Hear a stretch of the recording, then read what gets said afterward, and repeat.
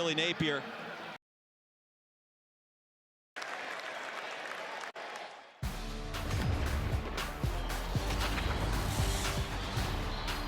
You are watching SEC Network Football presented by Allstate. Boy, a gorgeous morning as the fog lifting on the banks of the Tennessee River. Here at Neyland Stadium, the sun is out on a cool, crisp afternoon for some SEC football as the Tennessee Volunteers get set to take on the UConn Huskies as Tennessee tries to finish out this season on a strong, positive note. 6-2 on the year, and certainly a lot to play for. Dave Neal alongside my partner, Derek Mason, the former Vanderbilt head coach. And Mace, obviously, there's a lot to talk about with this Tennessee team. They seem to be clicking in all three phases right now. But offensively, under Josh Heupel, a lot of people talk about the speed at which they play. The passing game, Hendon Hooker last year was so dynamic. But I think this year the attention should be focused on the run game. Averaging well over 200 yards a game, top 10 in the country. They've become one of the best running teams in the nation. Absolutely. When you talk about this trio has been outstanding in terms of their ability to impact games. When we talk about Joe Milton's that guy. So as he's come alive, the quartet has come alive, and it's been good ball. As we take a look at Jalen Wright, his ability to go 0 to 60 and hit a home run is always available. And now when we look at Jamari Small, who's the changeup, the 1-2 combination. Short area quickness, the strength, and then Dylan Sampson is the closer. He's the one who's come on to be able to close out ball games and give this Tennessee group a trio of backs that are dynamic. And really, Dylan Sampson in the fourth quarter against Kentucky last week just put the nail in the coffin in that victory for Tennessee over Kentucky. The trio here has been amazing. 5 100-yard games for Jalen Wright. That is tied for second in the country. And as you mentioned, throw in Joe Milton, and now you've got a quartet of guys that can really do some damage on the ground. But Dylan Sampson kind of stole the show in the fourth quarter. For more on that, let's go down to Alex Chappell. That he did. Dave and Coach Mason, I had a chance to catch up with Dylan Sampson this week. He told me it's amazing. It's so much fun. That's how he described being part of this three-headed monster with Jalen Wright and Jabari Small. And he said for the trio, they don't focus on who's getting the most snaps. It's all about their friendship, brotherhood. How do they push each other, help each other out to get stronger, better, and bring out the best of their abilities, which they'll continue to do here down the stretch. Dave? Thanks, Alex. And certainly this quartet has become very good. You got to give the offensive line some credit, although they'll miss a couple of guys that normally start for them. Andre Carrick and John Campbell not going to play today, but Josh Heupel now in his third season, still a lot to play for when you think Missouri, Georgia, and Vanderbilt coming up after today.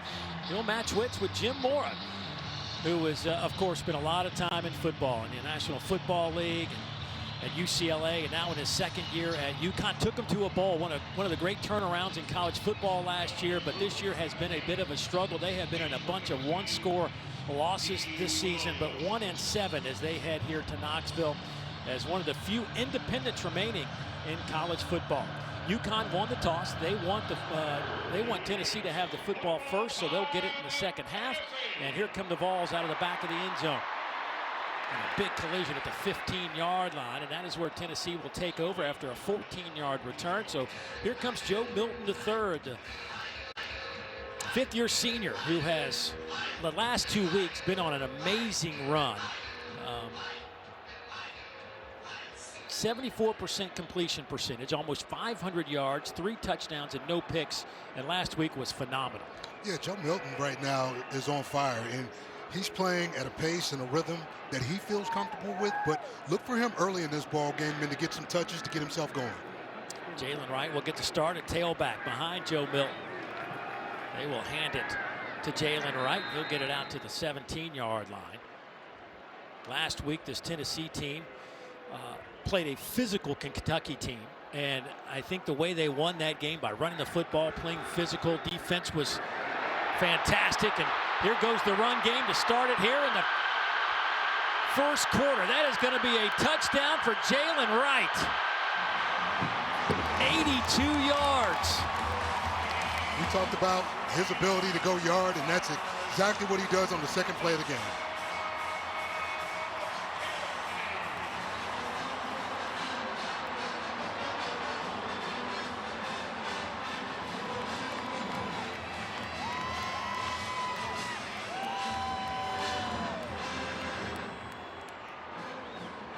Well, the last time we were here about a month ago, we saw Joe Milton take the first play from scrimmage and go 81 yards. Well, Jalen Wright goes 82 on the second play here against UConn. Charles Campbell to attempt the point after.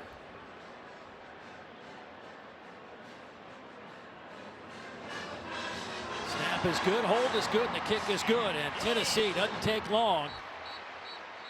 33 seconds to put 7 on the board. Here, man, we just look at the little split zone, man, they insert with the tight end. And like we talked about, that gear, once he's up and going, he's gone. Ain't nobody catching him. Averaging 6.99 yards per carry on the year, and that just shot up.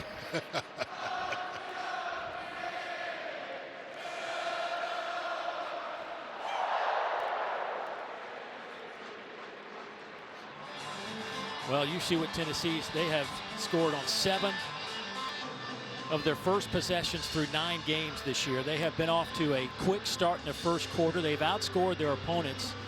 Now in the first quarter, it is 82-26. Now, of course, they were up 13-0 against Bama. Ended up losing that one, but up 10-0 against Kentucky last week. And now UConn will try to answer back with their first possession. Josh Turbeville to kick this one away for the Volunteers. A short line drive kick that squibs out of bounds, and a fortunate break there for UConn. Cam Ross was back there trying to pick that up, but that was twisting and turning on him and got out of bounds inside the 5. Out of bounds, kicking team. The volley placed at the 35-yard line. First down. So now UConn will hit the field with Taquan Roberson, their quarterback. The guy that won the job is out with a shoulder injury for the year. So Taquan has been the guy under center. 23 years old, but not a lot of game snaps. Transferred in from Penn State. He was a top 200 player coming out of high school. Originally signed with the Nittany Lions. Joe Fagnano got the start out of camp, but didn't last very long before that shoulder injury. And now it's been Taquan Roberson. That handoff off the left side. It goes to Cam Edwards. And you see UConn here, they come out in 12 personnel and they get to their MO because they want to make sure that they can get themselves started in the run game. That's really what they do. You're going to see a lot of stretch. They'll go in and out of personnel groupings from 11 personnel, meaning 1 back, 1 tight end, and 3 wides to 12 personnel. So expect to see that on the day.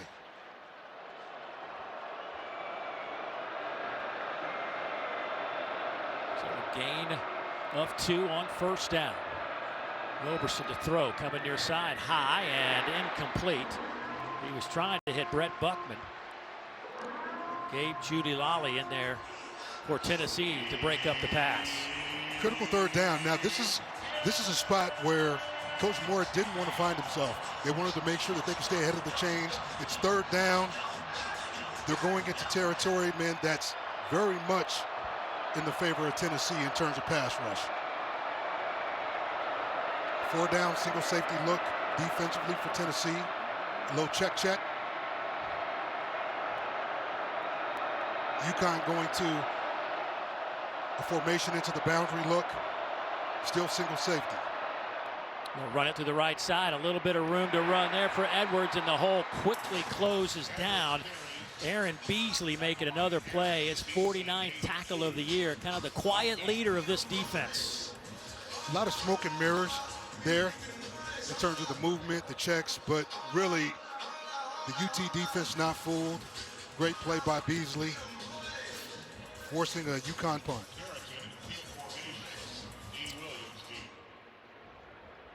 So George Carrington will punt it away. 26th in the country in average this year at 43.8 yards per punt. D. Williams, an electrifying returner back there, 2nd in the SEC in punt return average, 5th in the country. He is averaging 17 yards per return, and will have a chance here.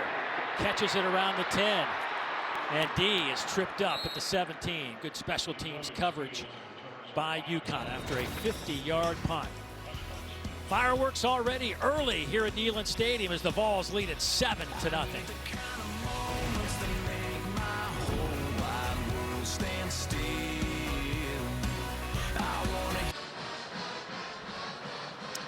Joe Milton the third, and the Tennessee Volunteers up 7-0. Their second possession of the game starts right now with 12:07 in here in the first quarter. That's because their first drive lasted all 28 seconds, 2 plays and 85 yards. Of course, it was the Jalen Wright 82-yard touchdown run on the second play from scrimmage that provided the 7 points on the board for Tennessee, a team that in the last 3 years have led the FBS in plays per minute, average about 2.87 plays every minute. That's moving. Wow, that is moving. Dylan Sampson in at running back, but that pass is batted away at the line of scrimmage.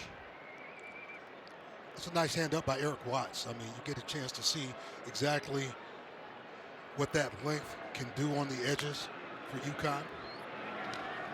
Here's Milton. He'll try to turn the corner. Yeah, Joe Milton likes to get hit early. I mean, that's what Josh Heupel was talking about as we were in our meetings. He just talked about his ability to get into the rhythm of the game. Well, on third down, throw it over the middle. Pass is caught. And that'll be a first down for Tennessee. Good effort there from Dylan Sampson to pick up the first down and move the chains. That's really the maturity of a Joe Milton, taking the check down. Tennessee in double stack with these over splits. Hand it off to Sampson. He is swallowed up immediately up front. Eric Watts, big 95, getting it done. The senior out of Sumter, South Carolina. Single safety look by UConn defensively. Milton again dumps it off underneath. Sampson spins out of some trouble, and he'll have another first down out to the 40-yard line. That's his 14th catch on the year. He's averaging about 12 yards per reception, picks up 13 there. Dylan Sampson has become that target. On the run to the wide side of the field. Pass is caught there by Dante Thornton Jr. is coming off a fantastic game against Kentucky. 3 catches for 63 yards. UConn used to playing tempo. This time Sampson is wrapped up. Might have lost a yard. Connecticut has seen a fair amount of tempo with the teams that they've played this year. So tempo doesn't really affect this group as much, but what you do see is their ability to have to adjust to these over splits, which really allows Tennessee to be able to run the football inside. Third down. Call it 7. Little check by Tennessee. Milton over the middle, high throw. It's incomplete, and UConn gets the stop they were hoping for. You saw UConn on the back end playing low quarters coverage, low zone.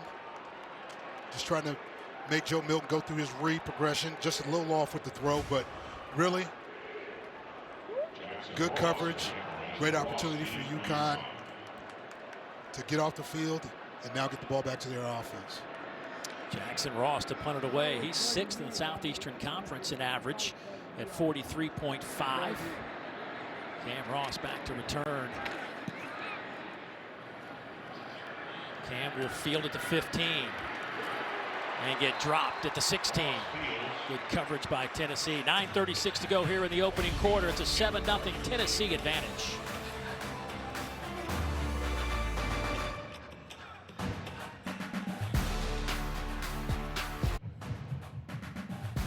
SEC Network Football is presented by Allstate. You're in good hands. And in part by T-Mobile 5G home internet, connecting homes across the SEC. It's the 99th edition of homecoming here at Tennessee. They've won 75 of those homecoming games. Their first homecoming game was November 11th, 1916 against the Vanderbilt Commodores. Tennessee won that one 10-6. They've won 7 of their last 8 homecoming games. That one loss in that stretch was to number 1 Georgia back in 2021. Jim Moore got the defensive stop he was looking for after Tennessee opened up the game with an 82-yard touchdown run.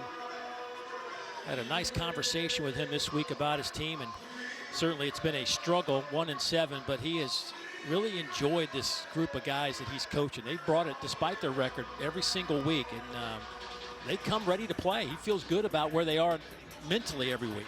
They do. I mean, you look at this football team, and a year ago, man, they had success, but you look at this team this year, it's flipped a little bit, man. They've had 5 one-score losses, so good football team, working hard to get better.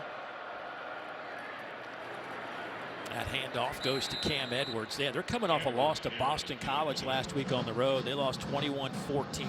Week before, South Florida got them by a field goal, 24-21. I mean, it's been a theme for them this year. These close games are just not a lot to show for it. But you mentioned the speed of play. I mean, South Florida, one of the fastest teams in the country. Yes. And they just saw them a couple of weeks ago.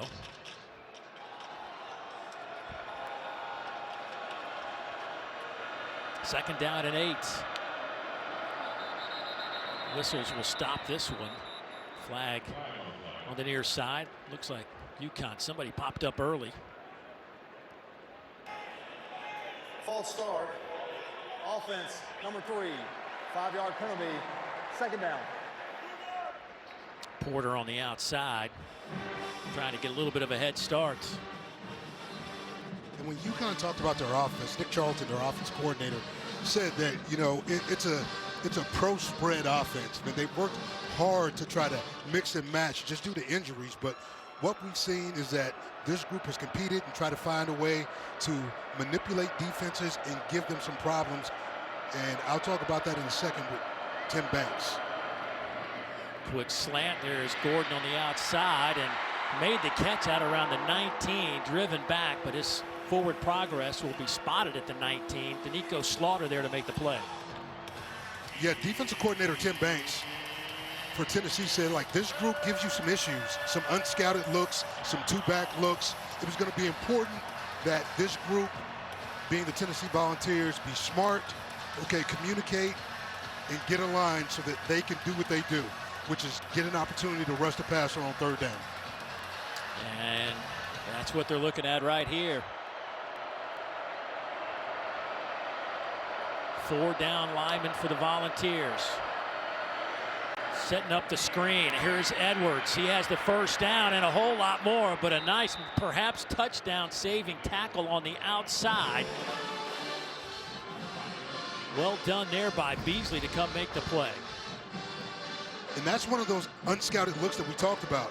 Okay, they go unbalanced, okay, and wind up giving their running back Cam the screen. And as you see, Cam Edwards is quick. Okay, remember, he's a converted defensive backman who's had the ability to switch over to running back. He's been outstanding for this UConn offense this season. Gets the Huskies out of some trouble. First down out over the 35-yard line.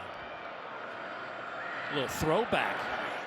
Roberson, the double pass works. Caught around the 30-yard line by Brett Buckman. Little razzle-dazzle from the Huskies, picks up 34. This is what we're seeing with this group. This group is going to give you funky formations.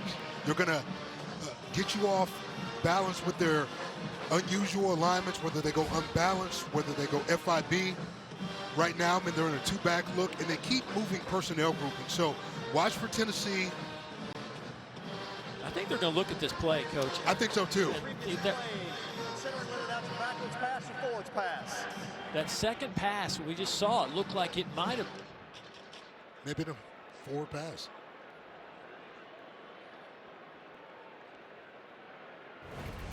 We had a pretty good angle of it right here. So the ball is released at about the 31 coming out of his hands. And you know what? It's not a forward pass. Yeah, it's definitely backwards. It's backwards. This play is going to stand, and UConn will have it at the 30-yard line. You know, Coach Moore talked about this too a little bit. He talked about taking his team and showing them the Tyson Holyfield fight. You know, and that theme around that being, you know, just making sure, man, that we can try to give this Tennessee team and some things that may get them off kilter, so we can make it a a four-quarter football game, and I think the idea is to keep punching. As they punch, we punch. So early, that's what we're seeing from this UConn offense. I got to tell you that, we've had two different angles of that throw, and one of them is more definitive than the other. And even, I don't think that there's enough. After video review, the ruling on the field of the first pass being backwards stands. It's a first down. It was probably a little too close for Jim Mora, but I do think that that is a backwards pass. It does look like a backwards pass, and I think the receiver drifting backwards sort of helps that a little bit. So it'll stand. So 35-yard pickup for the Huskies, and it'll be first down. The Huskies in 21 personnel, or a two-back look. Pass over the middle to Ross. That is a catch down to the 21-yard line, about a half a yard shy. Excuse me. Pass complete to Joe Lee, the tight end. 17, not 7. So one of their best receivers really is Joe Lee, the 6'4" sophomore who's now had 27 catches on the year. I think we have a roughing the passer here on the quarterback. Personal foul, roughing the passer, defense, number 55. Half the distance to the goal from the end of the run, automatic first down. Omar Norman Lott just finishing on the pressure, but what we see here is that extra push on the quarterback. And again, the emphasis is always around protecting the quarterback. As small as that looks, the emphasis is still to protect the quarterback when he's in the pocket. If you want to get a no comment out of Josh Heupel, ask him about officiating this year. You will get silence in the room. Very inconsistent in his eyes. First down and 10. Roberson, quick hitter over the middle. Pass is caught inside the 5-yard line. There's Jolie again hanging on to the football, but that was just a dart from Roberson. And talking to Charlton about being able to use Jolly. Jolly's one of those guys, man, who has the ability inside to be a matchup problem, especially as the field shrinks. Down here in the red zone, you don't have vertical grass, you have horizontal grass. And so if we're going to see pass game, we should see UConn spread this group out to see if they can open windows for their quarterback. Looks like 12 personnel. We have a legal substitution, maybe? Yes. Legal substitution, offense, 5-yard penalty, second down. Well, Jim Moore going to talk to somebody about that down that sideline. That's a heavy price to pay down here in the red zone when you get in the scoring position. 5 yards is might as well be 20. Well, Hicks, number 18, ran off late.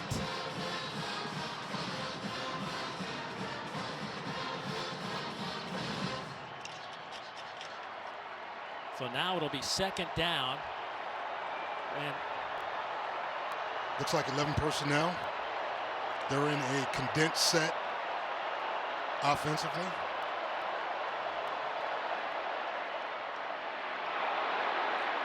boy, flags come out. That's going to be another penalty on Omar Norman Lott, who just ripped the helmet right off of Cam Edwards.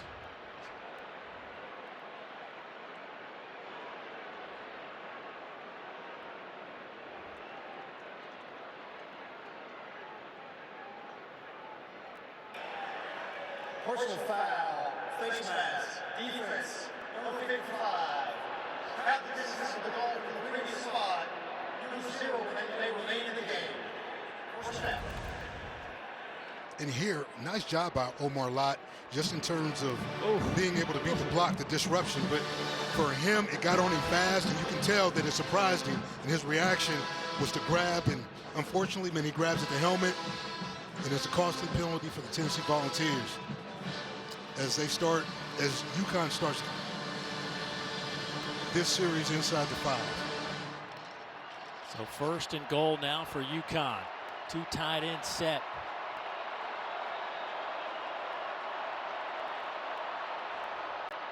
Flags down again. Handoff inside. They'll go with Cam Edwards. Edwards carries.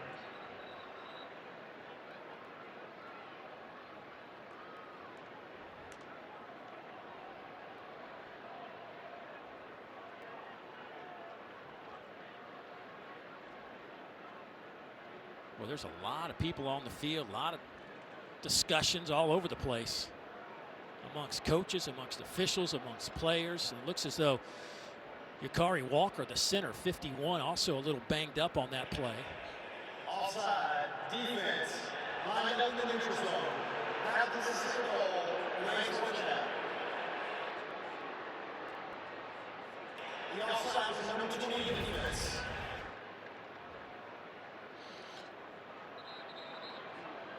They must have just lined up in the neutral zone. So when you look at it defensively, sometimes when you line up, your hand finds itself in the neutral zone. And as a defense coordinator, I used to talk to my guys about, hey, just making sure that we're looking down the line so we can communicate back. Okay, to get yourself back. So Tim Davis right now probably a little upset about what he's seeing from his defense. They self-inflicted penalties, man, sort of give you room for pause, but this group's got to bow up right now. Jelani Stafford, the 6', 300-pounder defensive lineman in the game. He has scored 6 touchdowns this season to lead UConn. Great stand up front by Tennessee. Build a wall, set an edge, and track a hip. That's also a great new, wall. New center in the game for UConn, Christopher Fortin out of Canada. A lot of knock back there at the line of scrimmage. That's the way you own the line of scrimmage. That's SEC football.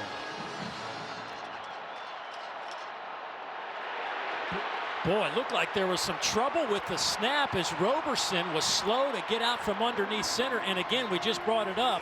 Yakari Walker out with an injury right now, and Christopher Fortin, the junior, ran in, and that's just his second snap. When you talk about changing the line of scrimmage, Tyler Barron here just coming off the edge unimpeded with a tackle for loss. So now it'll be 3rd and goal, and this crowd making some noise.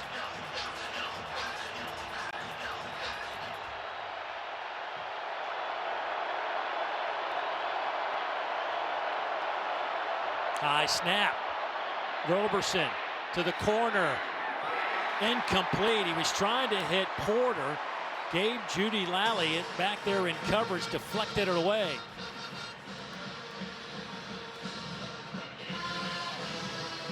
Great stand by this Tennessee Volunteer team. Backed into a corner, they stand up.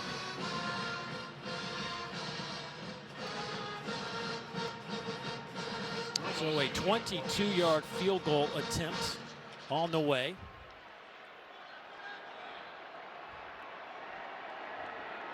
No way Rulis. This will be his 2nd attempt of the year. He's 0 for 1 this season and hammers that through the uprights. So UConn was looking for 7. They'll settle for the 3, and the Vols lead by 4 late in the first quarter.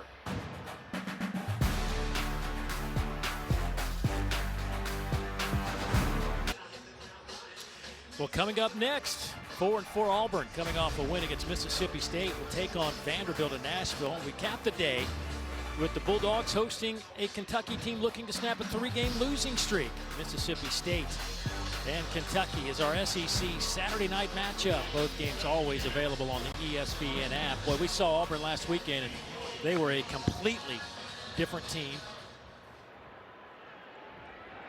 This kick will be fielded 2 yards deep. D. Williams brings it out. D out over the 20 and dives forward to the 23-yard line. D. Williams returns 23 yards. 2:39 to go in the first quarter. Tennessee under the leadership of Joe Milton III, who has tossed a touchdown pass in 12 straight games. they start in over splits out of 11 personnel, and let's look for Tennessee even to get a first down and get this thing going fast. He'll come near side with it. Pass caught there by Jalen Wright. Jalen working hard to get it close to the 30-yard line. They'll spot it right at the 30. Little empty motion, now screen, coming back, fast tempo.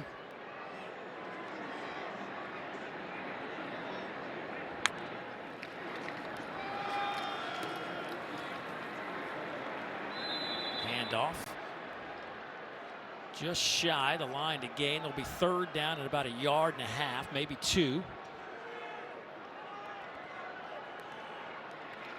Another quick snap, handoff, big hole off the left side, and that'll be plenty for the first down to the 40-yard line. Jalen Wright with that carry. Don't know if we're going to see Jabari Small today. He got banged up a bit last week at Kentucky. He did go through some warm-ups, but I'm not sure if we're going to see him today. May not need it. Wide open. I mean, wide open. Ramel Keaton, nobody within 20 yards of him. A 60-yard touchdown, and the streak for Joe Milton goes to 13 straight games with a touchdown pass.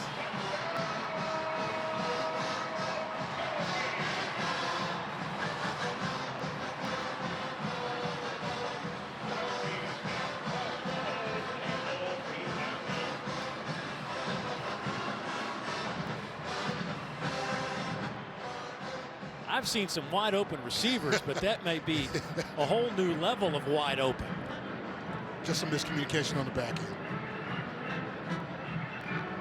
Charles Campbell with the point after, and he is successful. He has now hit 104 straight PATs going back to his time at Indiana, the 5th longest active streak in the FBS. As we look here to the bottom side, basically what we get down here are switch releases. Off the switch release, the defensive back sinks and sits, and believe me, there should have been a safety picking up the inside switch rail. Great job by Tennessee. Joe Milton throws a pregame lollipop, touchdown. Jackson Lampley looks like the injured Tennessee Volunteer after that point after. They're already down a couple of offensive linemen. Campbell Carrick out today. That means Crawford got the start at left tackle. Ollie Lane moved up to left guard.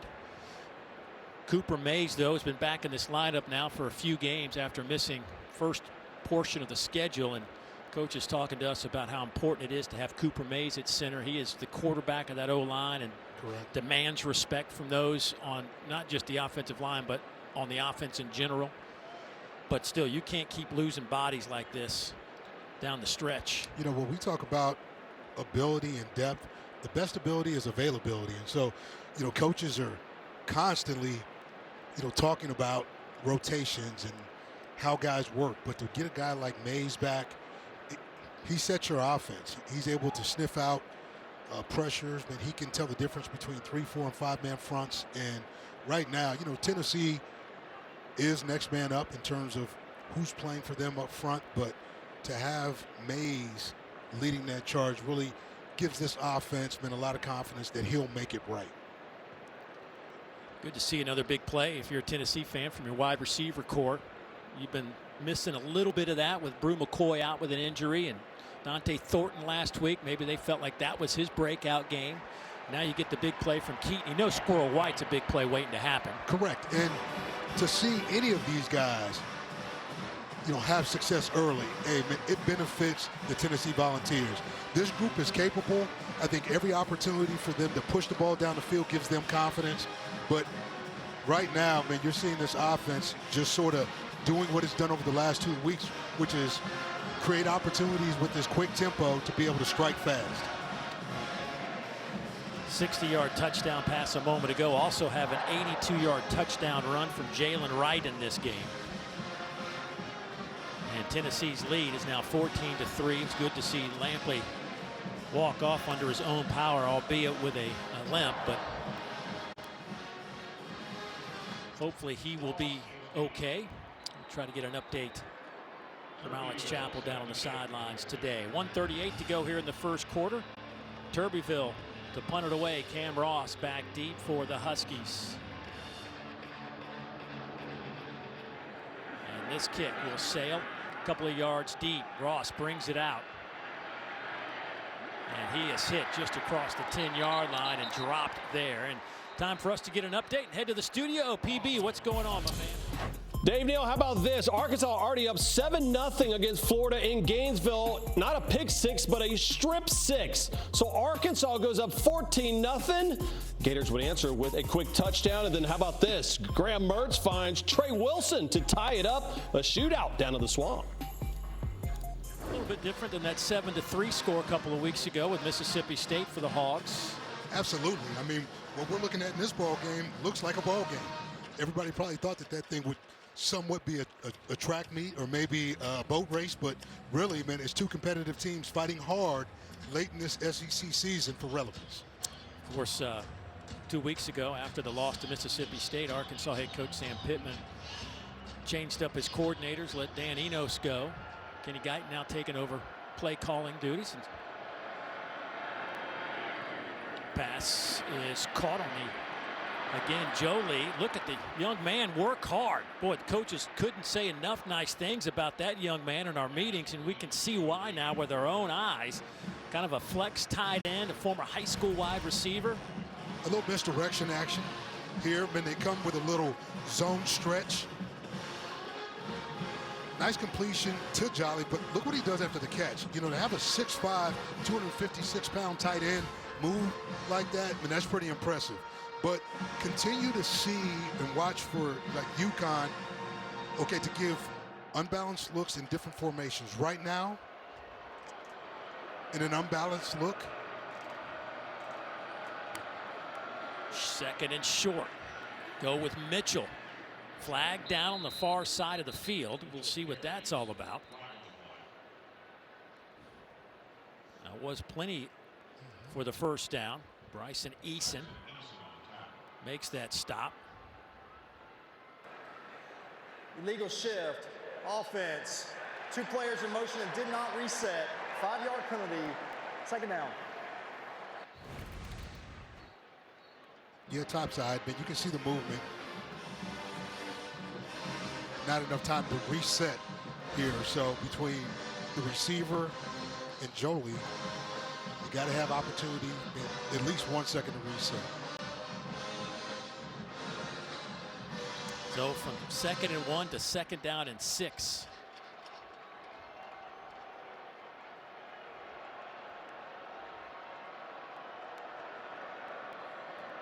Little option pitch. Jalen Mitchell, he's out over the 25, out to the 28-yard line, and that picks up the first down after the 11-yard pickup, and his helmet comes off. He's going to have to leave for a play. And that will do it for the first quarter on homecoming here in Knoxville. It is an absolutely gorgeous day. Couldn't have drawn it up any better. Tennessee leads it 14-3.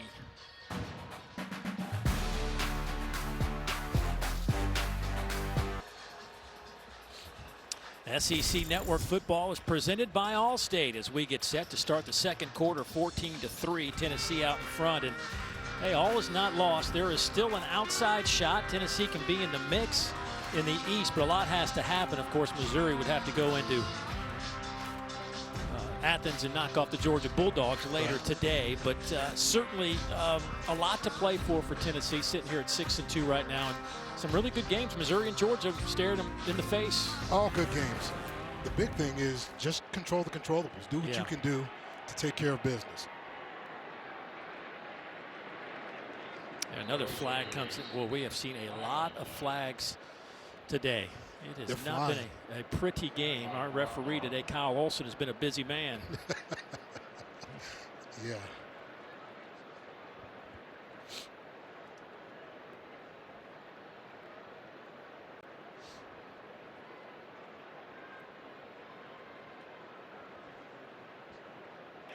Illegal formation, offense. 4 players in the backfield. Penalties decline, second down. So just to follow up on that thought about Tennessee hanging in the East, all the stats and information folks at ESPN, you know, they come up with all the chances for this and that and this and that. Well, they say if Missouri pulls the upset today and they create that 3-horse race in the East, Georgia would have a 44% chance to win the East. Missouri would jump to a 37% chance to win the East, and Tennessee's hanging in there at 19%. Pass is caught. Nice throw there by Roberson. It's caught there by Porter out near the 45-yard line, so a 17-yard pickup. So, Dave, you're telling me if you're Tennessee, I've got a chance. That's it. It's all you want's a chance, right? Great throw and catch. Yeah, well done there. Porter keeping his feet in bounds. So another first down for the Huskies. Moving in and out of formations is what we're really seeing. Condensed sets, open sets, two-back looks.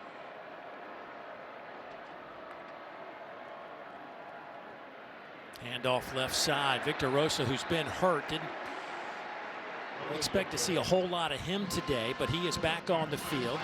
Did not play last week against Boston College. He came in as their leading rusher at over 400 yards this year. Loses 2 on that carry.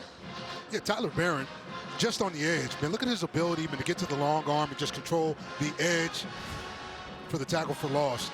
He's tough to stop on the edge. That's why, you got to put a tight end over him, because he can dominate the line of scrimmage, especially for a team like UConn that wants to run outside zone and stretch. That matchup is not a good matchup for them. 2 tight end set. Keep an eye on 17, Justin Jolie. Oh, one-handed grab by Rosa. How about that nifty play? Rosa, the sophomore out of Bristol, Connecticut, made a heck of a play on a sharply thrown ball from Roberson. And that's really what they've missed from Rosa. They've had Cam Edwards, and Cam's done a great job with the 1-2 punch and them being able to keep teams off balance with what they do with those two backs.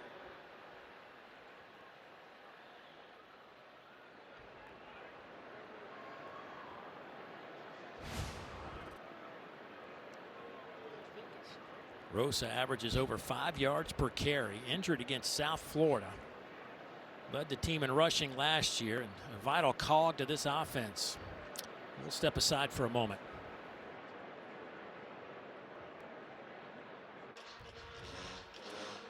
Tonight, the SEC football final crew will take you through the biggest stories of the day and break down all the games. 10:30 Eastern, 9:30 Central, right after Kentucky, Mississippi State, here on the SEC Network. And, of course, always find it on the ESPN app. And there are some big ones today in the Southeastern Conference that could certainly have impact not just in this league, but nationally as well. 3rd down coming up for the Huskies. Barron, by the way, walked off under his own power. See if he can get back on the field here in a few snaps. Single safety look by Tennessee. A little 5-man pressure. Quick slant over the middle, pass caught. That should be enough for the first down. They're going to spot him inside the 45 down to the 44-yard line. And again, it's Justin Jolie. A gain of 7 on the play. McDonald brings him down. Taquan Robinson is throwing the ball in rhythm. You see the ball get out of his hands fast. He thought he may get pressure. And what he got instead was a man-free coverage with a low-hole rat and able to fit it into a tight window for a first down. Nick Charlton told us, that, speaking of Taquan, we don't want him to be a robot, but he can't be a cowboy either. Double pass. And a nice job there by Buckman to get rid of that before taking a big loss. And right now what you see with UConn is emptying the barrel. They're not leaving any plays out there. They want to. They're going to call. I think they're going to call intentional grounding. Oh. After a discussion. Intentional grounding in offense, number 10. The ball will be placed in the spot of the foul. Loss of down, 2nd down.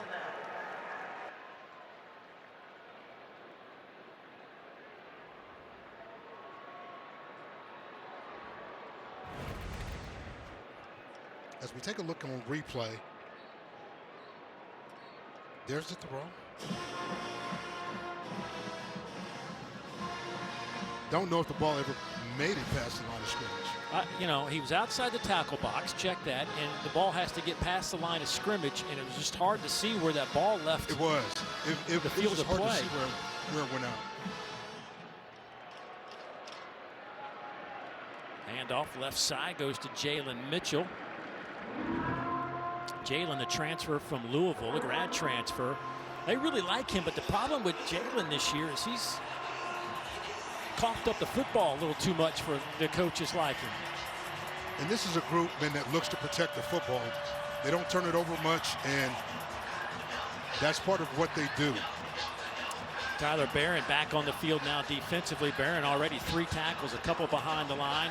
Hobbled off the field a few plays ago. It's good to see him back on that defensive front now for Tennessee on a 3rd down and long. 3rd and 18. They got to get it all the way down to the 34-yard line. No zone. Pass is caught inside the 40 down to the 39 by Cam Ross. So now maybe you start thinking about pushing the envelope a little bit here, I would think. I agree with you. Stay on the field. You're across the 50. You don't know how many times you're going to make it across the 50. So it looks like Jim Moore is making that decision.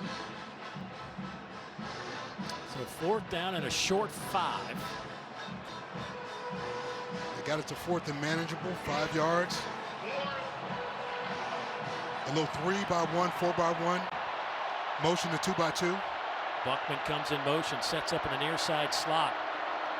On 4th down and 5, 4-man rush. Pocket collapses. Roberson, though, he can try to run forward, and he gets tackled back at the 39-yard line. No gain on the play. Well done there by McDonald. An outstanding open field tackle. Tamarian McDonald has been that guy on the season.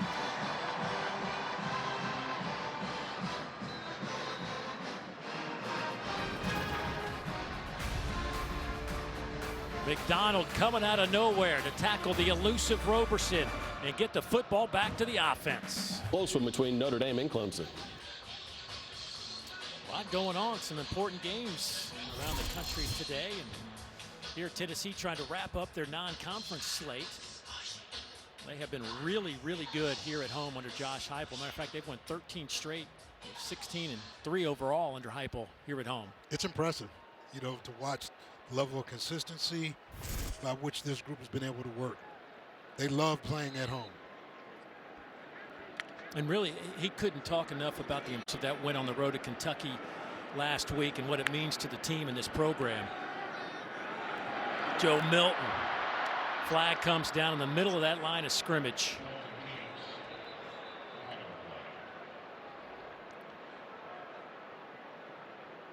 You see what they've done. You know, we were here after that Florida game. Holding, offense, number 3, 10-yard penalty, remains first down. And that Florida game, obviously a huge disappointment, and they were trying to find something to get this offense cranked up a little bit in the run game, and they said they were going to start to run Joe Milton a little bit more. We saw him the first play of the game go 81 yards, but you saw that stat a minute ago. Last couple of games, they've had 20 designed runs for their quarterback. And what it's done, it's made defenses play 11 on 11. And when you do that, it makes the inside of your defense really soft. So kudos to Josh Heupel in this offense. Milton throws, pass caught. That'll be a first down on the far side of the field. A 12-yard pickup. Oh, excuse me, that was the original line of scrimmage. Threw me off. Still an 11-yard gain. And nice catch there on the outside by Squirrel White. So 2nd down coming up. We're seeing a lot of single safety defense from UConn. I know they feel like in quarters coverage, it puts them in one-on-one situations without pressure. So here, they'll cover 2. Pass caught, Dante Thornton. Now there's the first down inside the 40. They'll spot it at the 34-yard line. A 21-yard pickup, and the ball's going fast. And off up the middle goes to Jalen Wright. Jalen close to the 25-yard line. That was a great block by number 78, Ollie Lane, inside. Just moving the line of scrimmage up front. Right again. A big collision at the line of scrimmage, and I think he'll fall forward enough for the first down there. Ran right into Jelani Stafford, big 97. That goes 303 pounds.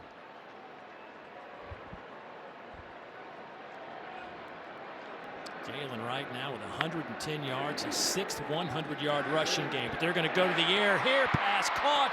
That goes to the tight end, McCallum Castles. Whistles will blow that play dead before the ball popped out of there. But Castles, a couple of catches today, now 13 on the year. And that'll be good enough for the first down inside the 10. First and goal for the Vols. Great play action off the slow mesh. Here's Wright trying to kick it to the outside. Stretched out nicely by the Huskies. Isaiah Davis finally runs him out of bounds. Defensive substitution for those UConn Huskies, just trying to get a fresh set of guys in there because of the tempo. Milton gets it coming left side. Cuts it back. Touchdown, Tennessee. Joe Milton from 6 yards out picks up his 5th rushing touchdown of the season.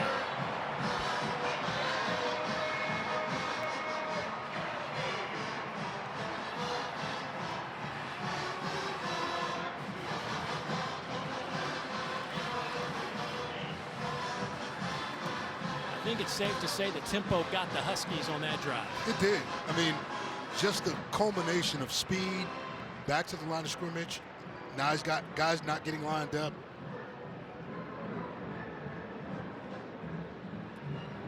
Point after, up and good. Joe Milton, 6'5", 235 pounds, coming right at you. Touchdown, Tennessee. Lead.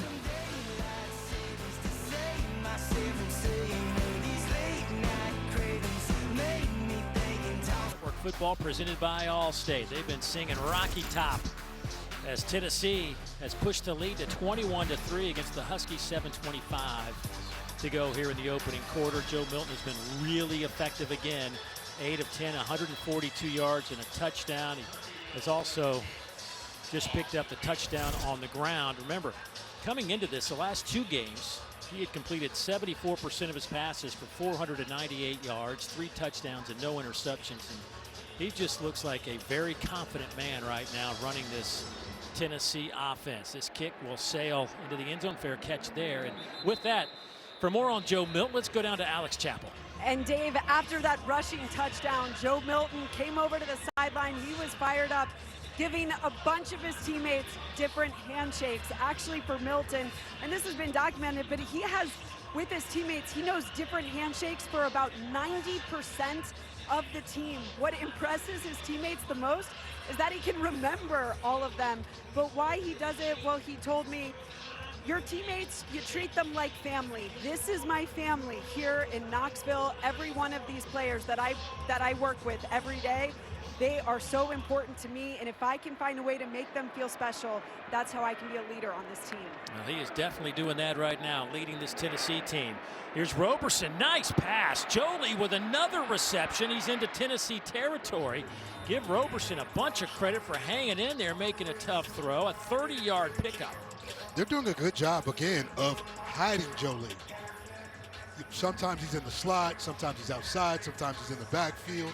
So the ability to move him around and use run play action opportunities to get him loose in the secondary off stack or tight looks is what UConn's doing right now. Another condensed set by UConn. 11 of 13 for Roberson, 157 yards. Handed off here to Cam Edwards. And a nice gain on first down to the 37-yard line. Gain of 7 on the play. Jordan Thomas making the tackle on the back end for Tennessee. See what's coming up. Auburn and Vanderbilt, 4 o'clock Eastern time from Nashville. And then we'll wrap things up with our SEC Saturday night, Kentucky and Mississippi State. That'll be coming your way at 7:30 Eastern time. Both those teams in rebound mode in that night game. Now UConn goes to a double stack formation. putting Tennessee in quarters coverage or. And then off left side to Edwards. Not much there, might have even lost a yard. So now it'll be 3rd down coming up. Aaron Beasley, or excuse me, David Hobbs making the play.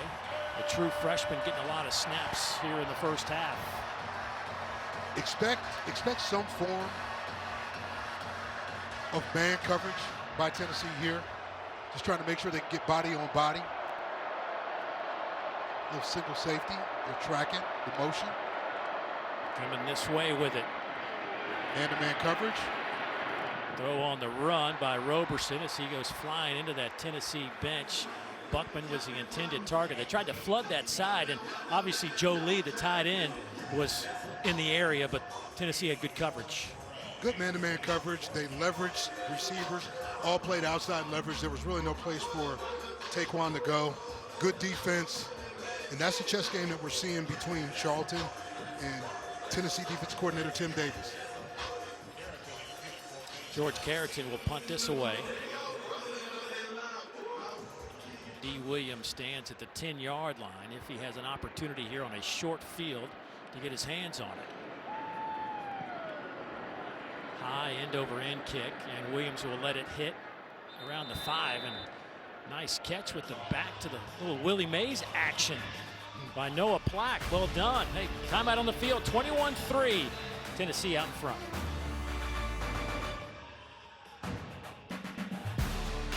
What's up, y'all? Coming up on the Farm Ridge Halftime Report, a wild statement Saturday here, and it's getting even crazier. Benjamin Watson, what just happened in studio? I mean, this dude right here just called a block 6 by Texas A&M, and it actually happened. He was actually right. Even a blind hog, right?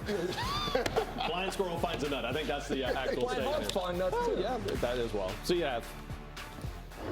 Well, we certainly knew what you meant. Heck of a play by Texas A&M. They needed a spark in a big way on the road at Oxford. You just wonder what there's already a lot of noise coming out of A&M, That's right, as there has been for the last few years, and you lose this one and go to 5-4. Anyway, here you see the numbers. UConn has been in control of this game in terms of time and possession, but Tennessee's been in control of it where it matters on the scoreboard. I mean, how about the time of possession in this game? It's crazy to see those numbers. They're putting together drives. You know, just no points to show for it. And in this game, it's all about the points. Tennessee, a couple of big plays that have hit for touchdowns. 60-yard touchdown run, a touchdown pass, and an 82-yard touchdown run by Jalen Wright. Dylan Sampson now in the backfield. Again, don't think we're going to see Jabari Small today. Saw him just a moment ago on the sideline without his helmet on. He got banged up last week, so it looks like we're going to see a lot of Wright and Sampson. I tell you what's impressive watching this group. You know, for a team that runs tempo, they are a power gap scheme run team, and that's different because you get pullers. Action shot. Over the middle, pass is caught. There goes Squirrel White, and trust me, nobody will catch that young man. 83 yards, Tennessee touchdown.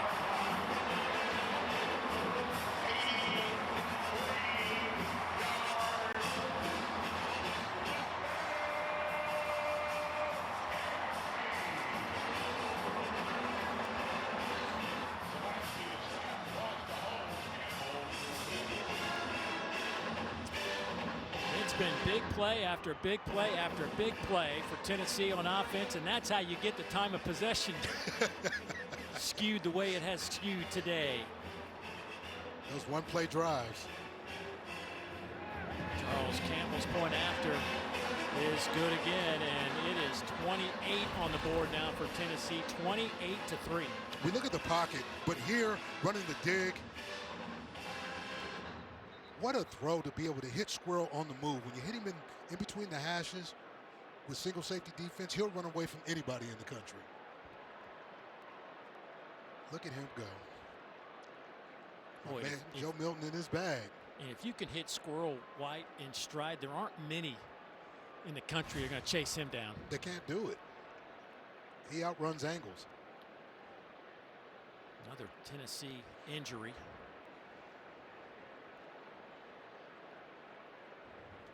Well, they have. We've seen quite a few bodies go down. Luckily, a few of them gotten back in on the field.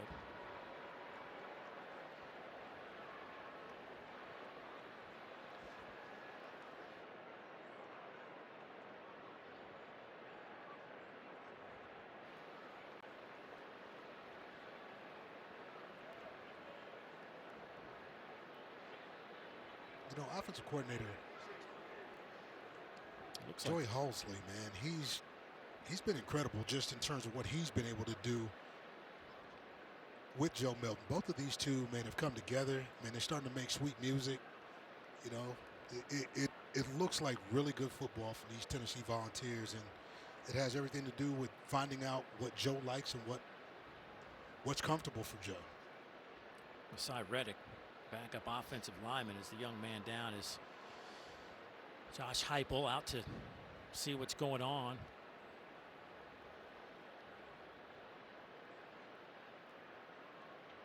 .434 to go before halftime, and Tennessee has put together 356 yards of offense.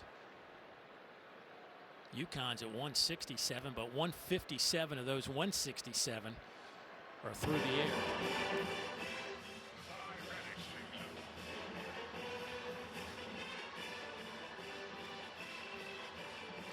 It's good to see the big man walking.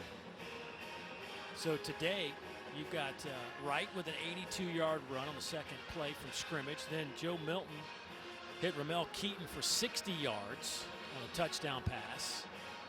And then Milton just hit Squirrel White for 82 more. And for Squirrel White, his second touchdown catch of the year. Squirrel 5 catches, 47 yards in Lexington last week for the sophomore out of Birmingham, Alabama.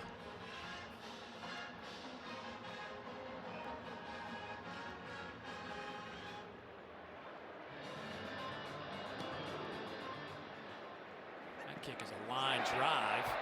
It actually hits Ross in the leg. He's got to pick it up and go with it, and he gets it out close to the 20-yard line. But we talked about those explosive plays, and this is what it looked like.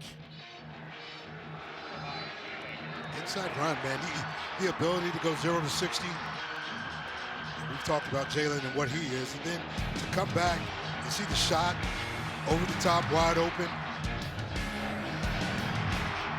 in stride, off to the races. It has been fun to watch Tennessee put on a show here in the first half. Offensively, man, just hitting on all cylinders.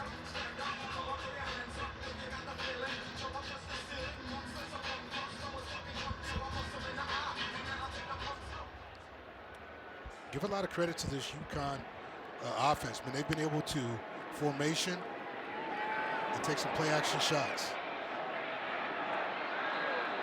That pass was caught, but out of bounds by Cam Ross. So Tennessee today with those two 82-yard touchdowns, one a run, one a pass, are now the longest plays of the season for this Tennessee offense. The previous high was the 81-yard touchdown run by their quarterback Joe Milton against the University of Texas at San Antonio. And that's the one thing about this Tennessee defense right now is we're looking at this group on the field. I mean, they're seeing some unscouted looks, and they're playing top down and keeping the ball in front. Boy, nice little stutter step there at the line of scrimmage for Cam Edwards to create a little bit of running room. Pickup of 11, first down for the Huskies. Jalen McCullough brings him down. Called his name a couple of times today, 4 tackles on the day, and continuing the fine work out here versus this UConn Husky offense. If you had to say a strength of this offense for UConn, the offensive line would be the first place you look. They feel pretty good about their guys up there, especially the right guard, Christian Haynes, who they feel is an NFL caliber young man, AP midseason All-American.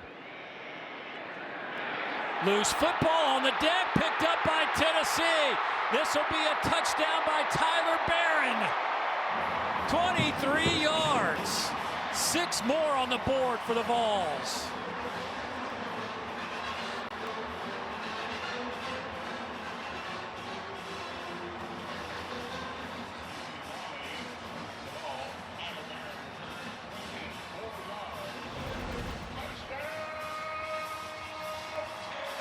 You see it right here. I mean, great play on the perimeter. Nice job by Gabe Julie. Lally, man, just ripping at that football. And here with Tyler Barron getting to the end zone. Tim Banks talked about turnovers, creating turnovers. That's exactly what they needed here for this Volunteer defense right before half. And that point after is up and good, and the streak continues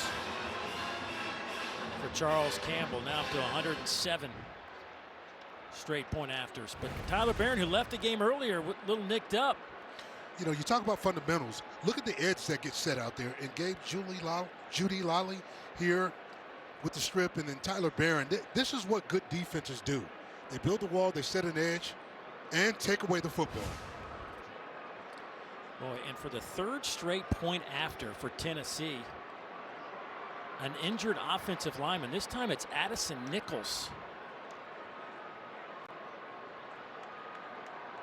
I mean, this is crazy to think that these point afters, 3 in a row, have. I don't think I've seen this before. No. And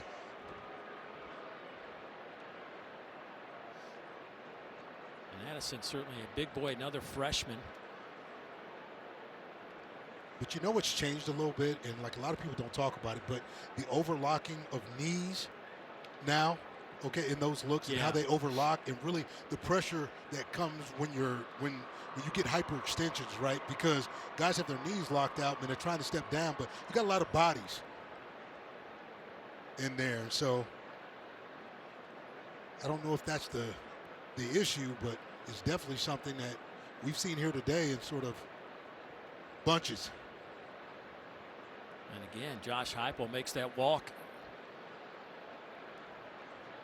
There's the defensive coordinator, Tim Banks, who we have talked to numerous times, and man, there's a lot to like about that guy. Not just the way he runs the defense, but just the way he runs that side of the ball. Special dude. When I had a chance to sit down and talk with him, you know, he's not concerned with numbers.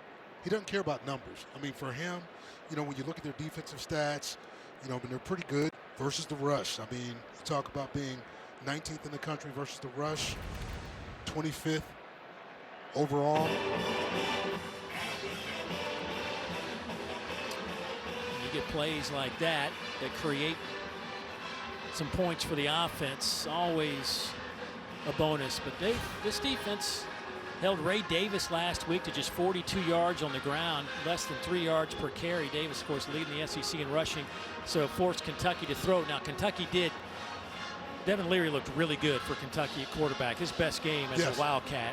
And that was some of the areas that Coach Banks was talking to us about. We got to clean some of that stuff up. Yeah, he talked about the little things. He's never satisfied. I think that's what makes him special. I think he wants to be about working towards perfection. And he said it outright.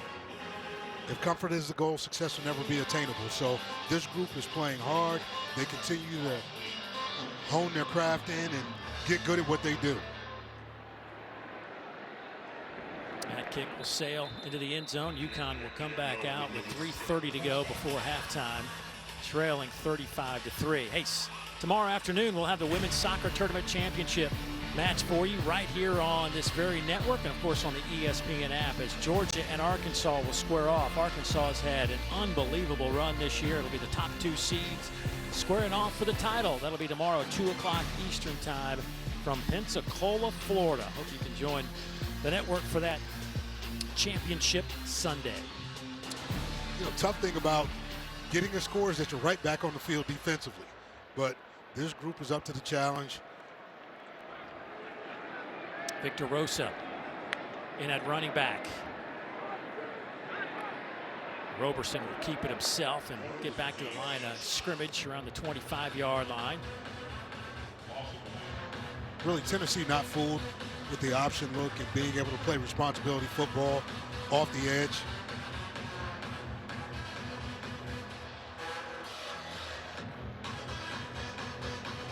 You got this group in 2nd and long. And again, this is one of those downs where UConn's just looking to get half of this back to make it a manageable 3rd down. 4-man rush going up top, near side. A lot of hand checking going on, and It'll be incomplete, no flags on the play. So 3rd down for the Huskies, trying to hit Hicks on that route. That was great coverage by Hicks. He was in phase early, a lot of hand play. Gibson, the true freshman out there, getting some work at Trussville, Alabama. Been playing more and more lately. Got a little nicked up last week against Kentucky, but looks to be just fine.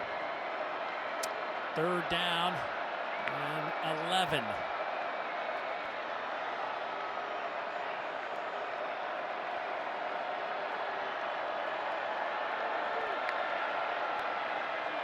Zone coverage. Roberson, little sidearm throw to Jolie, and another big catch and a 1st down. That is a combination that Tennessee hasn't figured out yet. That's a gain of 14. Tennessee there trying to mix up their look, show quarters, but actually wind up playing a 3-deep zone. And here's Jolie just splitting the zone. Good throw by Taquan.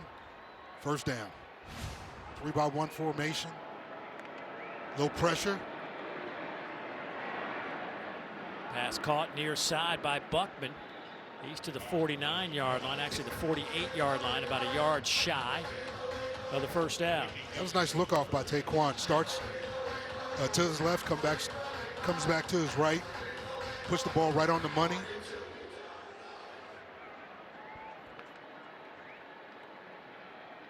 Rosa.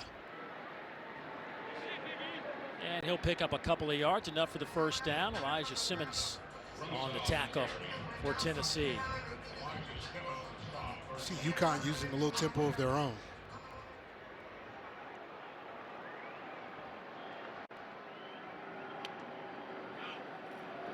Tennessee might have been in the neutral zone. Roberson throws, intercepted. This one is picked off by Jalen McCullough. And it'll probably stay in the hands of the UConn offense. I think Tyler Barron on that far side might have been the guy that got across the line of scrimmage a little too quickly. Offside, defense, number 9, in the neutral zone at the time of the snap. 5-yard penalty, remains 1st down. We look up top. Tyler Barron off the edge there. Quick step, again, just trying to jump the count, just a little early. Leads to a free play, all negated by the penalty, so 1st and 5 opportunity for UConn. Condensed set 2-by-2. 3-man look up front for Tennessee. Little slide arm throw, too quick and too hot to handle over there by Cam Ross. Incomplete. That's not an RPO. That's what we call a play action quick. So the difference is the whole time on the mesh, but they've done that on the day, trying to get some free access throws outside when they see man coverage. When I say free access, I mean isolation, one-on-one. See what Nick Charlton, the offensive coordinator for UConn, dials up here on 2nd down and 5. Ross goes in motion. They'll go that direction. Pass caught over there by Buckman. He is swarmed by 3 orange jerseys led by Danico Slaughter. A pickup of 2, and now a 3rd down coming up. Swarm of jerseys to the ball. That's good tackling in the open field. Those aren't easy tackles. Got a 3rd and 3 here. You know, UConn can run or pass in this situation, so they've got 2 options. So, but you got to be able to play run, but put bodies on bodies so they don't have free runners versus zone defense on 3rd and 3.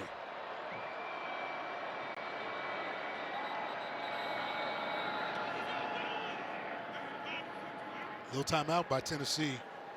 Timeout, Tennessee. Their 1st of the half. Please reset the game clock to 45 seconds. 30 seconds in length. 45 seconds to go before halftime. How about this morning? Jim Moore Jr. getting his laps in, taking a jog around Neyland Stadium. He looks good. Much better shape than me, I know that. Hey, he still looked like he got it. And, you know, I like much props. As a head coach, you got a lot on your mind in these pre-games. So to be able to take a run, sort of, you know, man, let you isolate, focus on the game plan, your pre-game speech, and go coach it up. You know, one of the things that we talked about at length is the ability for UConn to find a conference to play in. They're just one of a few teams left as independents right now. Army was one of those, and they're joining a conference next year as well. So they were close. He said hours away from being members of the Big 12, but that fell through at the last moment, and they're trying to find a home, and it's an uphill battle not being in a conference.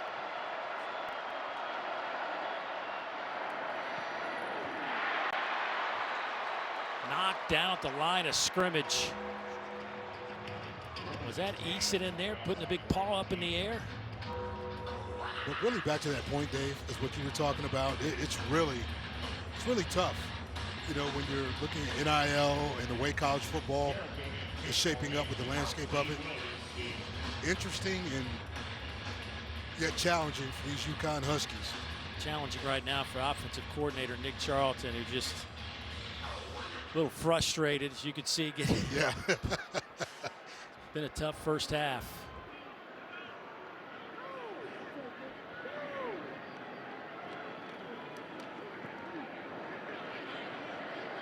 This one will hit, bounce out of bounds at the 6-yard line. Coming up at halftime, you can watch the live performance of the Pride of the Southland on SEC Network Plus. Start streaming now on the ESPN app.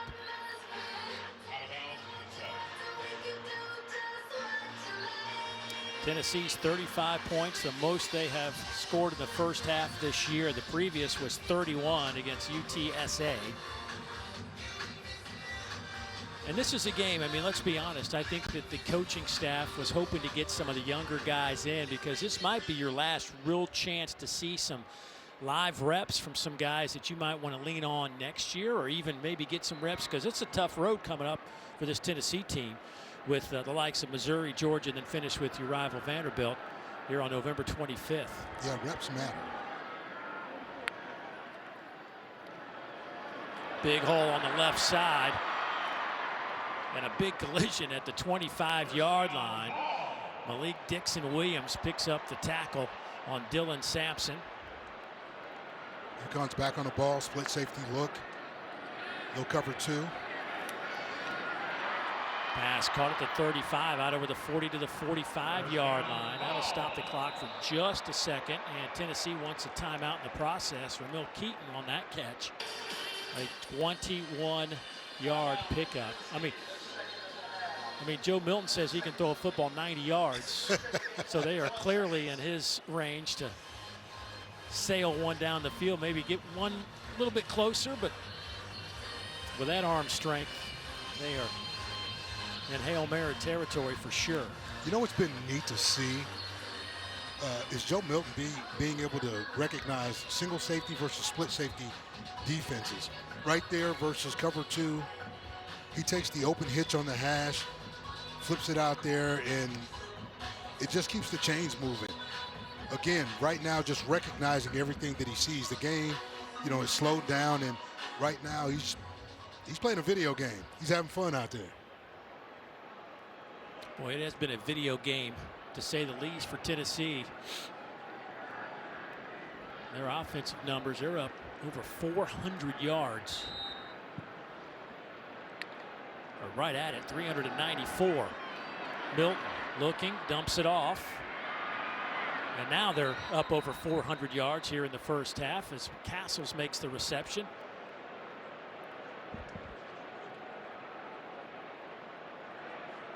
So 5 seconds before halftime.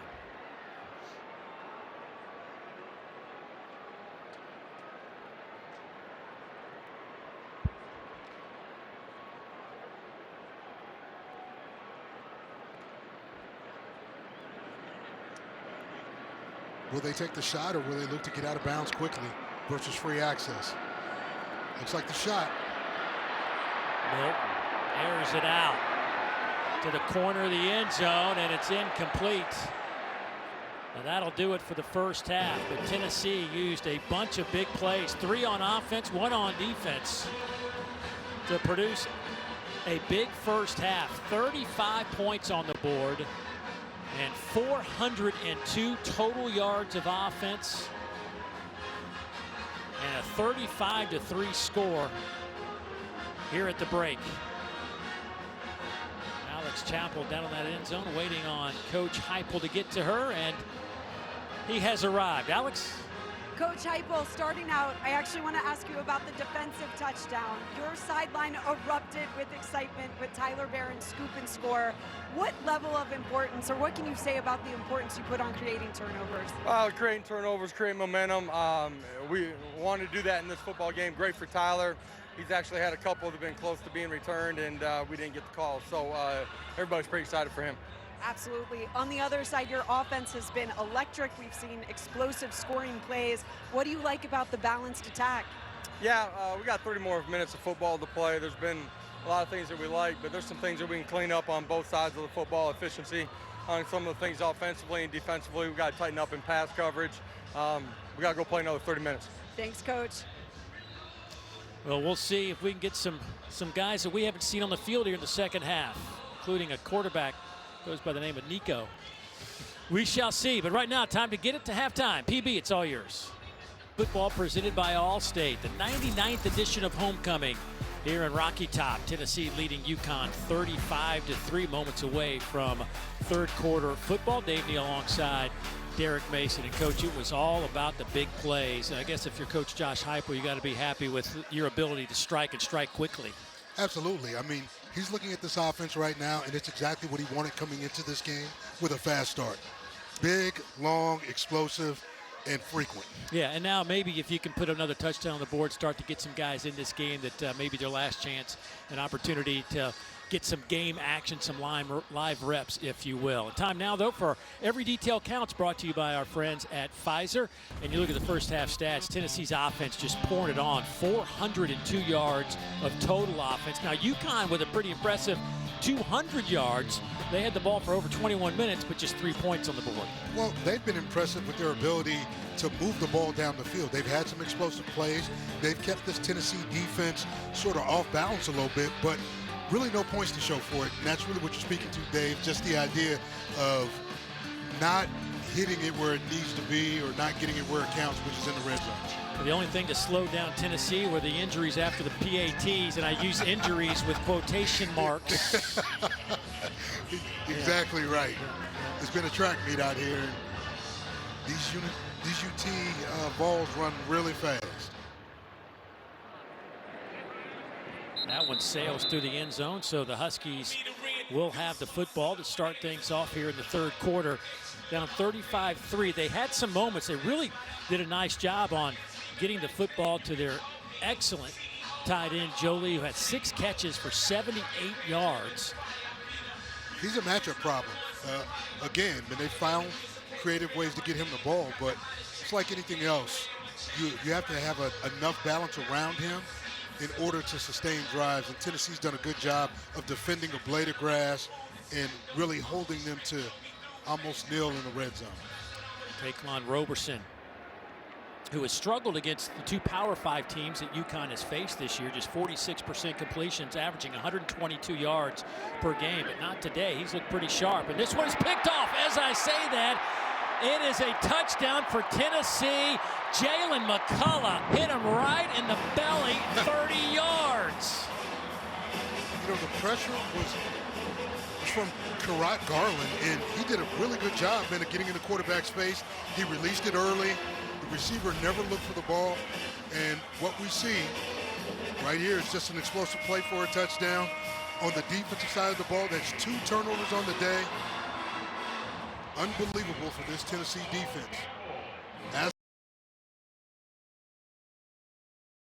As for takeaways, get takeaways.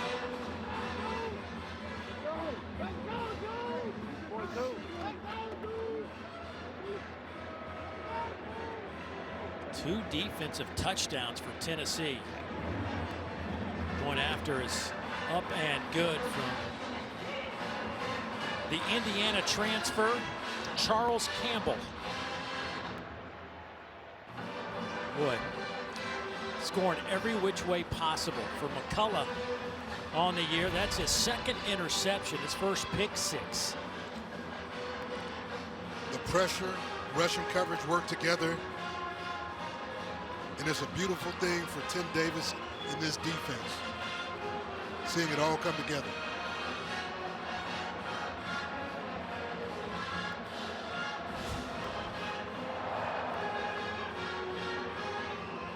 Tennessee came in averaging 31.8 points per game, right in the middle of the pack of the Southeastern Conference, but certainly that number will creep up a little bit after today.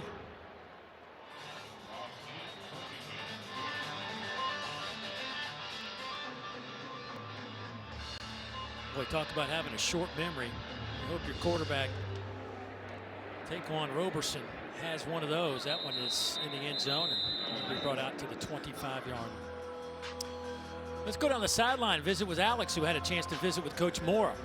Yes, and Dave, Coach Mora just complimentary of Tennessee's speed. He said their pace of play, they're so fast. One thing he did note, he said he wants his team to clean up the penalties.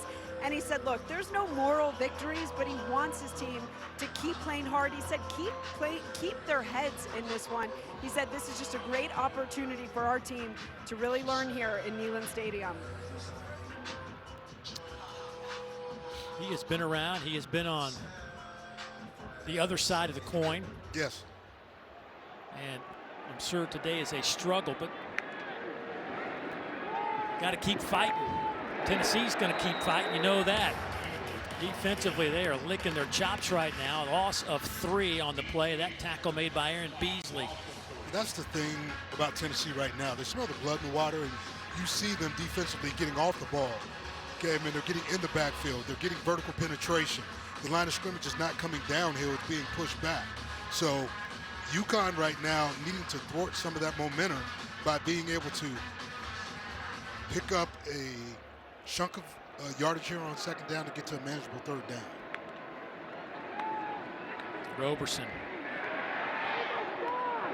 gets it off to Cam Edwards, and Edwards out over the 30 to the 31.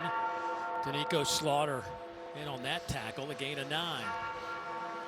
And this is what we talked about, being able to get to a manageable third down.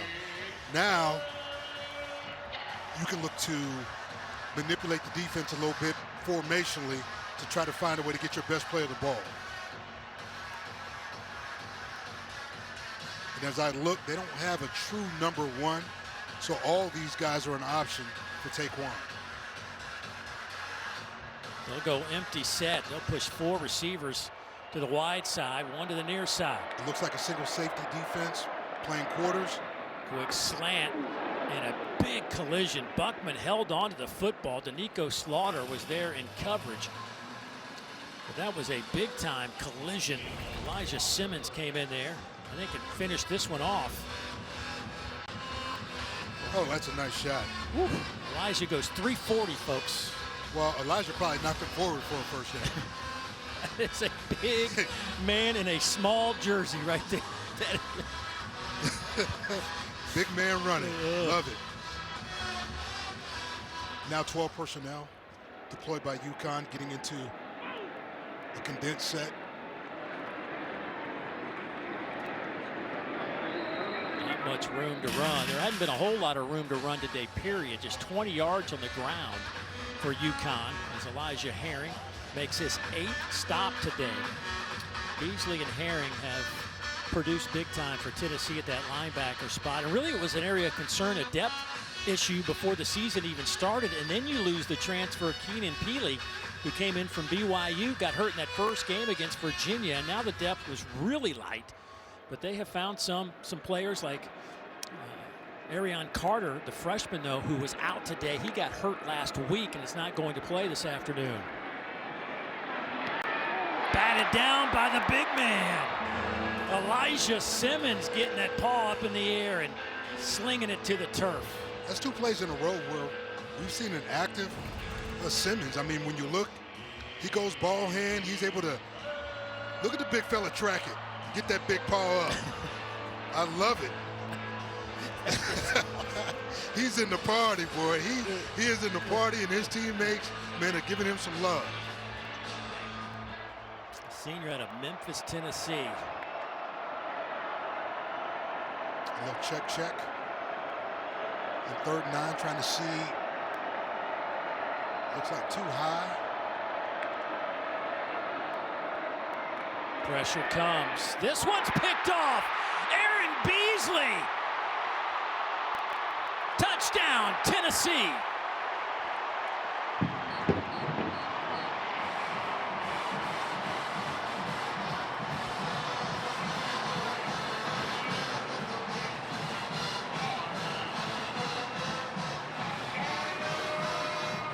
The 3rd defensive touchdown of the day for the Volunteers. 35 yards on the return.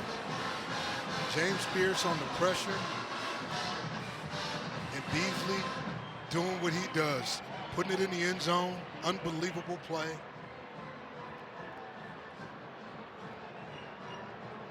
This Volunteers defense is on fire. So is the right leg of Charles Campbell today as he attempts yet another point after.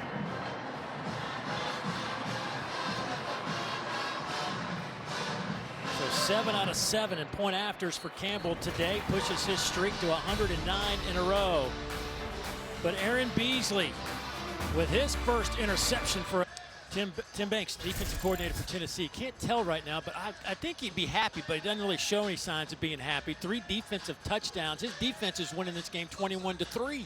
Yeah, you know, generally when you talk about points off turnovers, you're talking about the offense, not the defense. They've got 18 points off turnovers, and it's been an incredible journey for this group, man. As this group came into the season, nobody really know what to expect.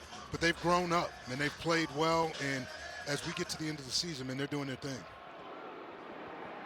Turbyville will kick this one off. Let's go downstairs to Alex.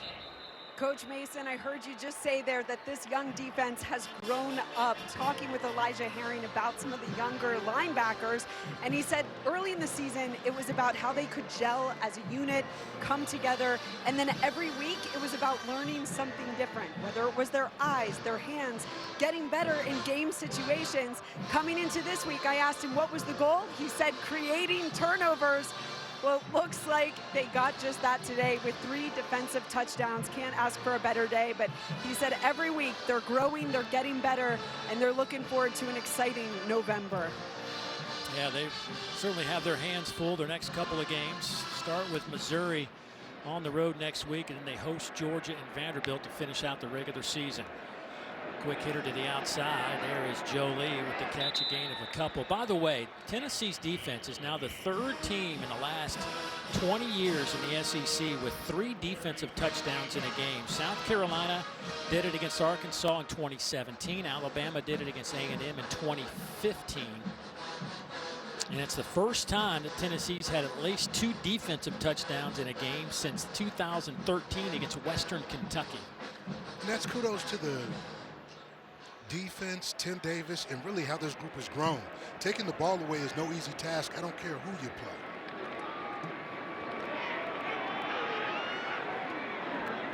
Out over the 30-yard line. It'll be a gain of 6.5 for Jalen Mitchell. We've seen a good mix here by Tennessee on 3rd down of being able to utilize man and zone coverage. In this situation, 3rd and 3.5 to 4, man, you're probably going to see a little bit of zone. Show man, maybe pop out some guys. They've been able to create some turnovers doing that. So rushing coverage works together. Right now, from UConn, we see a bunch set off to your right.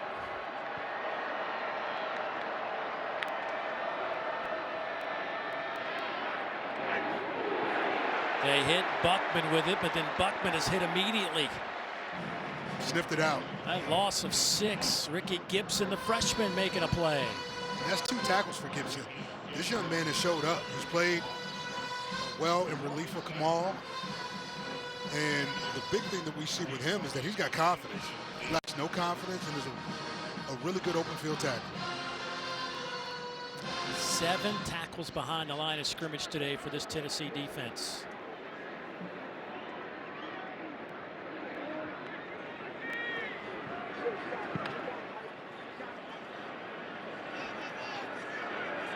D. Williams will let this one hit, and it takes a favorable UConn bounce down to the 22-yard line. 49-3, timeout on the field. Back in a moment. Thank you, PB. New quarterback here in Knoxville, as it'll be the true freshman, a 5-star, Nico Iamaleava, running onto the field to some applause. He has only played 16 snaps this year, but the crowd anxious to see what this 5-star is able to bring to the table, and looks like he'll get quite a few snaps here with 9:51 to go in the third quarter. A 6'6", 210-pound freshman out of Long Beach, California, Warren High School.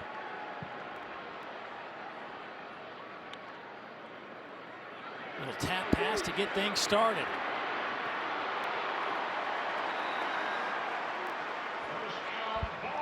D. Williams getting some work. They've been working on D. D's a defensive back by trade, but with the injury out to Brew McCoy, they were looking for some more bodies. I'll hand it off there to Sampson, and D. Williams is a guy they've been drilling offensively, and that was the first chance we got to see him today, as some tempers starting to flare amongst those big boys up front. Yeah, man, starting to get a little physical down there.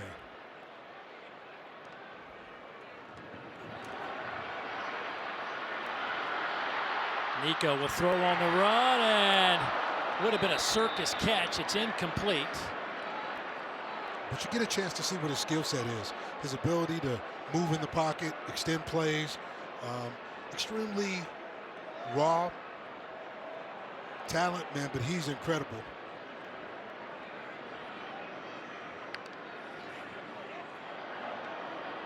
Little check by Tennessee. They're seeing that UConn's in a one-high look, 4 down, maybe bringing a little pressure. They come with 6-man pressure. First down and more. Iamaleava into UConn territory. They'll mark him down around the 37-yard line. You know, you watch him here, and again, he's got that sixth sense. He understands when there's an opportunity to get out of the pocket. Really good job by him of just making it happen. Really good friends with Bryce Young, understands the game. First down, will throw near side right through the hands of D. Williams, who's an electrifying punt returner. So you know if he can ever catch the football, yes, it could be dangerous. But you got to do the first part. Hey, look, and that's why he's been getting that work. And they've talked about his ability in practice, man, to show, man, that he's capable of being able to do some things for them in this receiving core as the season moves on. But right now, getting an opportunity to show exactly what that is. Hand it off with Cameron Seldon. We'll see a couple of freshman tailbacks too today, with Khalifa Keith and the aforementioned Cam Seldon, 2 big, strong backs. On third down, Nico being chased from behind, gets it away just in time. High throw, and the pass is caught over there by Castles. First down, Tennessee. There is a flag down at the line of scrimmage on the near side of the field.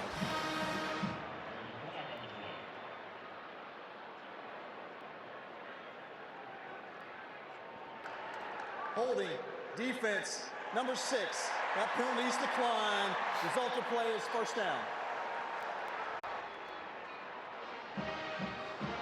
So a nice throw and catch there.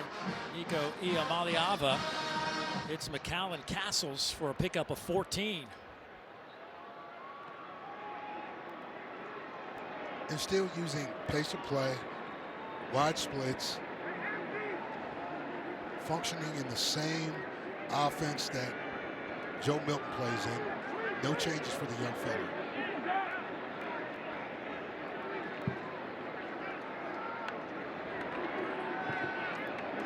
Nico over the middle to Castles.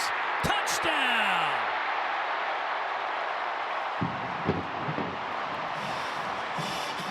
The first passing touchdown for Nico Iamaleava in a Tennessee uniform.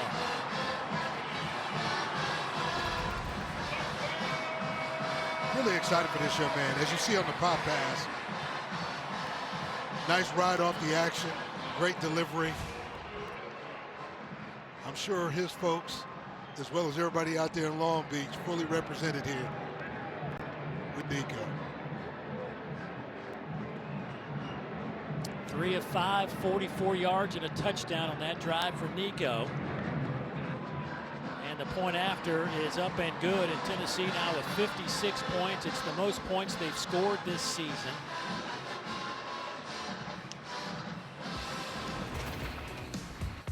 Well, something tells me we're going to see much more of this in the future. Nico Iamaleava to McCallan Castles for the touchdown.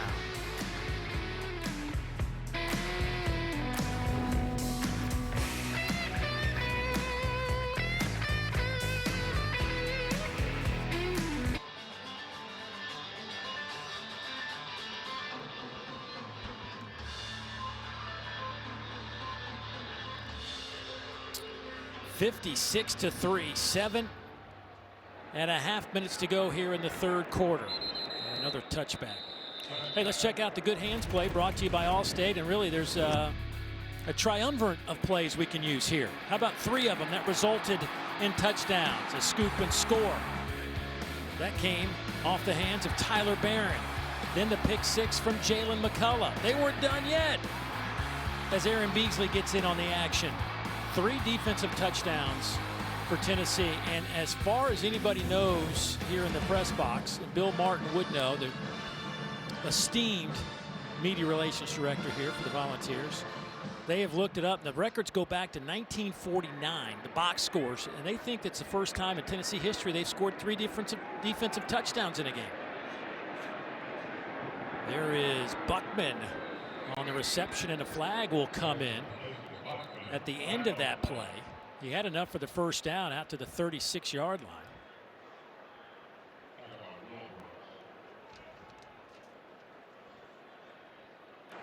Legal block in the back. Offense, number 17. 10-yard penalty from the spot of the foul. Remains first down. Tell you what, it's been a problem for UConn today. Just as soon as they start to move forward, something happens and they end up going backwards. That's the toughest thing about this game. You know, in the game of football, man, in order to move forward, man, you got to be able to take care of the little things. And right now they're struggling with all these internal little things on the offensive side of the ball when it comes to self-inflicted penalties, small penalties, man, that are negating great games. Tell you what, I could look at Elijah Simmons. Just give me a shot of Elijah Simmons in that small number 10 jersey. That is a beautiful thing. He's had a nice game today. Rojas tries to turn the corner, and guess what? There he is, right on cue. There's my guy, Elijah Simmons, making a play. And again, I go back to this, watching him move around. At 6'2", 340 pounds. There are guys 6'2", 140 pounds who aren't moving like that. Man, he's a big cat moving. I mean, when you look at him, size of a bear, but cat quick, and his ability to get off the ball, change direction, has really impacted this game. And he's a chaos player. He's just causing havoc in the backfield. So he's got 4 tackles today, Coach, and he came in with 6 on the season. That really speaks to the depth of this Tennessee, defensive front. I mean, every time they bring in a new guy, man, this guy's got some juice. Quick hitter to the outside. Boy, Tennessee is starting to break on some of these passes. Like, they're getting a good read on things. Cam Ross came up with that catch, but that was close to being picked off. Well, that's the thing when you start to get a beat on what you're seeing, not so much formationally, but is the ball going outside, run game, what are the tendencies? Right now, man, this group is pretty locked in, so you're starting to see them pitting their ears back a little bit. And for UConn, it's just got to be about manufacturing opportunities to get to third down situations that make sense. And right now, this is a long third down situation. Going empty.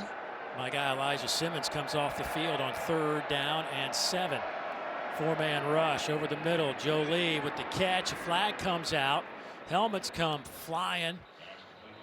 There's a lot moving. There's a towel on the field. That's good enough for the first down if it holds.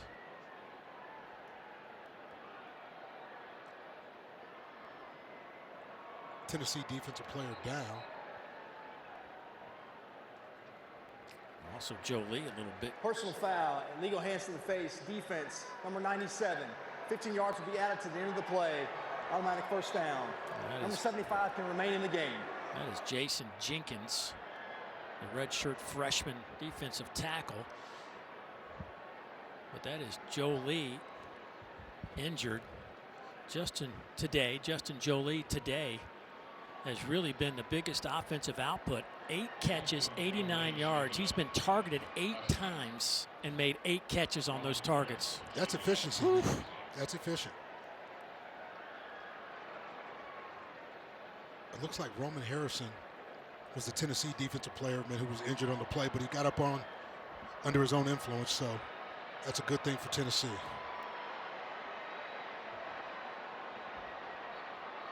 Yeah, Roman a little slow getting back to the sideline. The senior, they call his position the Leo.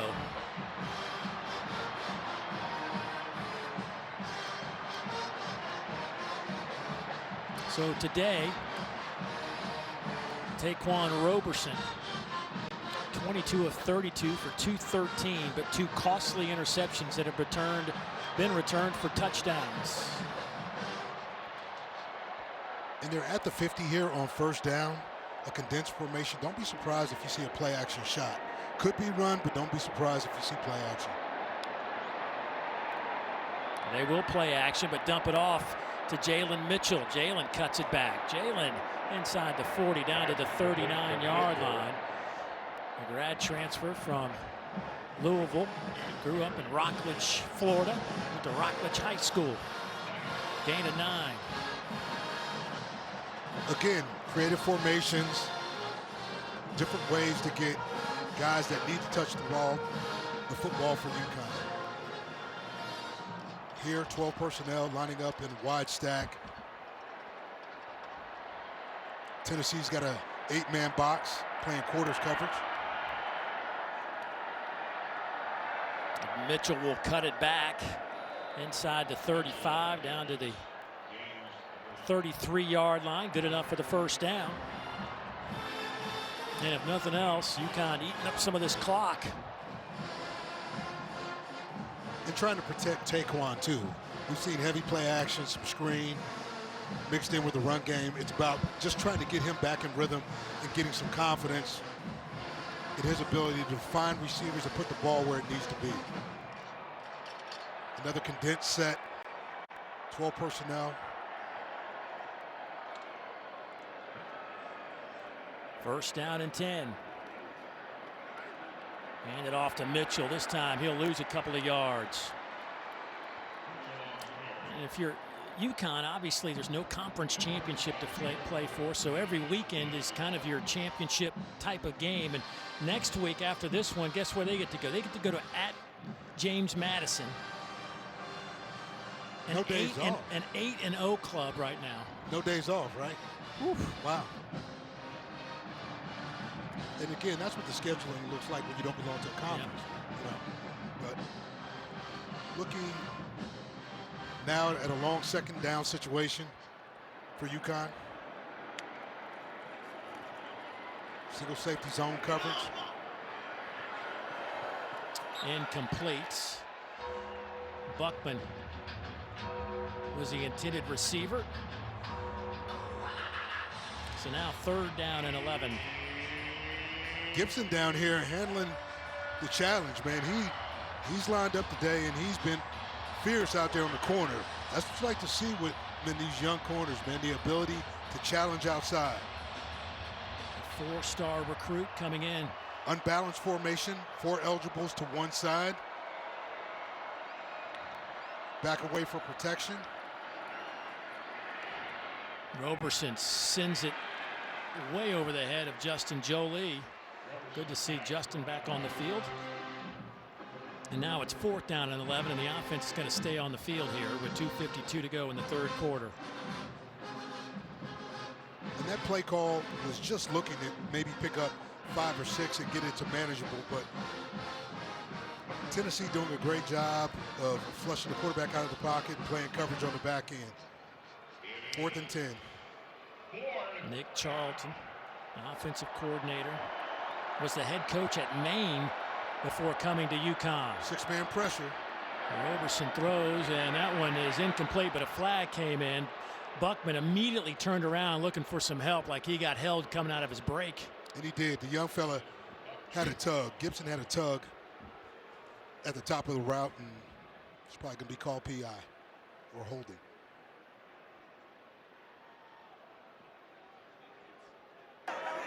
Pass interference, defense, number 38. The ball we placed in the spot of the foul. Automatic first down.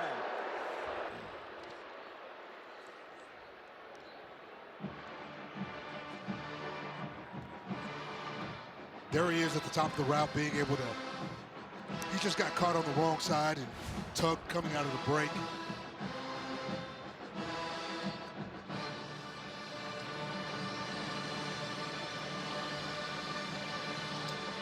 So a fresh set of downs now for the Huskies. Another condensed formation. They'll run it near side.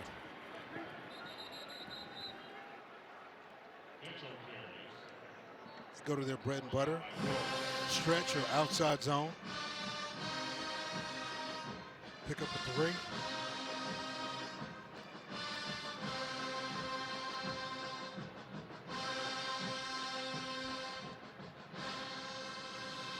Last time UConn got down in this territory, Tennessee was able to hold serve.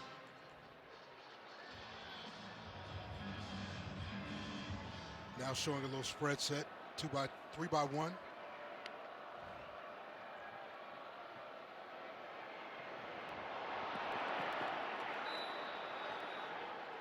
Boy, no flag on that play. Nowhere to go in bracket coverage on the back end. Both of the slot receivers were doubled. The shallow cross was doubled, and the seam receiver was doubled.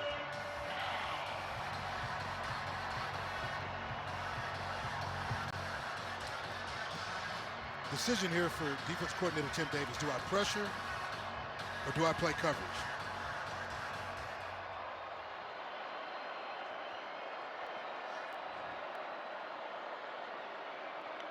Going empty. Tennessee all over it. Pass is caught over there by Cam Ross and hit immediately by Jordan Thomas. That's a loss of 4.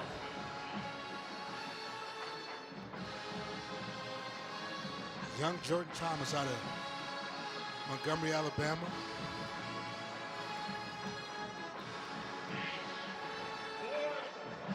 He's played well today. Young fella has really stepped up his game and is starting to have more confidence in what he can do.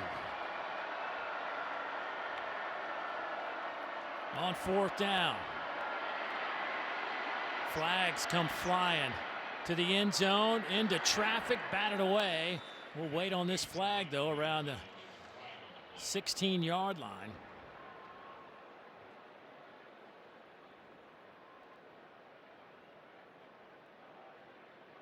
On that side of the ball, that's generally in it. Prior to the pass, holding, defense, number 10. 10-yard penalty, an automatic first down. That's against my guy, Elijah Simmons. You can't be calling, you can't be throwing a flag against Elijah. What are you? Well, where's it? Yeah, they got the wrong. Elijah's up there battling at the line of scrimmage. Yeah. What are you doing calling on my guy 10? Yeah, I think they were wrong, but you know what? He looks like Squirrel, right? He does. He looks like Squirrel, right? They got the wrong number on the hole, but nonetheless, UConn will take it. It'll be 1st down and 10 as the ball sits just outside the 10-yard line. Little option game near side. They'll pitch it to Cam Edwards, and Edwards is tripped up. Will Brooks back there making the play in that secondary. Redshirt junior out of Birmingham with his 3rd tackle of the year. This is an opportunity for a lot of these young volunteers, man, to be able to bow up and play defense in true situational ball. Anytime you get to the red zone, man, you're looking to defend horizontal grass, and they come out in a bunch set, and then they explode to empty. So now, man, you got to defend the horizontal. Ooh, loose football. Picked up there, though, by Roberson. Throws, and it is incomplete. Looking for Cam Ross. Coverage out there by Warren Burrell.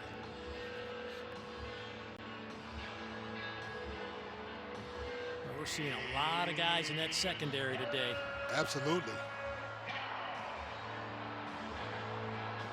In our conversations with Tim Davis, it was about getting better, getting these reps, playing live football. Same thing with Coach Heupel.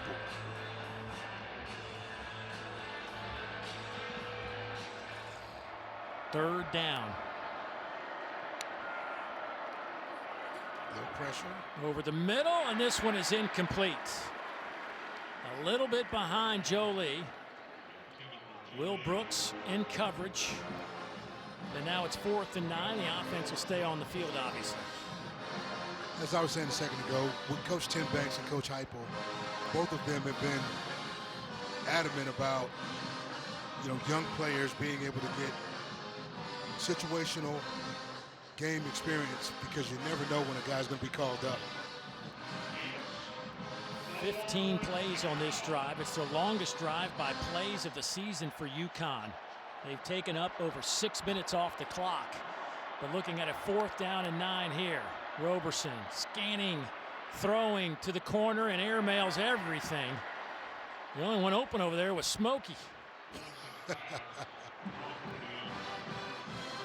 So a turnover on downs will give it back to the offense. And while we got a minute, let's get another update. Peter, what's going on out there? It's been a good day for Vol fans. They might be interested in this highlight as well. Jacksonville State with Coach Rich Rodriguez took the lead over in Williams-Brice 28-21, but Gamecocks will get right back. Xavier Legette, 9th catch of the day. He's got 217 yards, and that would be his 2nd touchdown. All knotted up going into the 4th in Columbia. Thank you, PB. Jacksonville State. We had a chance to go over there and watch them beat Western Kentucky. Pass is caught.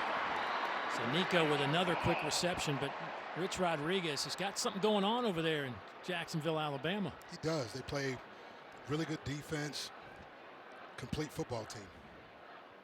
A little bit low. Trying to hit Dante Thornton. The good news, if you're, I guess, Nico in this situation, is there isn't a whole lot of depth at the wide receiver position, so you're going to see a lot of the ones while you're on the field. You're throwing to the same guys that you see in practice. So inside handoff on 2nd down. Picks up a yard or 2.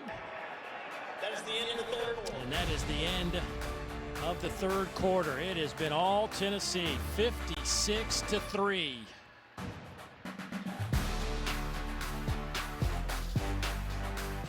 The true freshman Nico Iamaleava getting some work here against UConn, and this is what we have seen so far. Man, he's incredible. I mean, you watch his ability to extend plays, the touch outside the pocket, poise off the play action. His first career touchdown pass goes to the tight end, McAllen Castles. Of course, highly touted. Some recruiting services had him as a #1 player in the country coming out of high school, a 5-star quarterback, one of 5 5-star quarterbacks. And found his way here to Knoxville from California, and there was a lot of talk about all of his NIL deals. It certainly got him on the radar from coast to coast.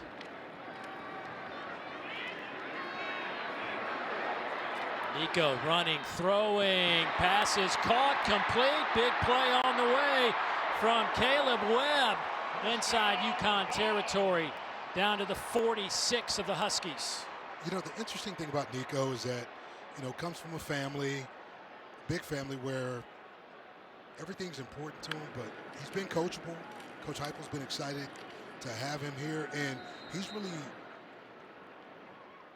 flourished under Joe Milton. Joe Milton's been, great for him, and that's part of the reason he came here, was to be under somebody, man, who could lead him. That ball was batted down, but that thing was humming too. That could have broken a hand. It came out high. Colin McCarthy's the one that could talk about that down the road. Yeah, I remember when Nico broke my thumb. Oh. Yeah, that relationship with Joe Milton, obviously a substantial age difference between those two. Joe Milton is 6th year of college football, of course.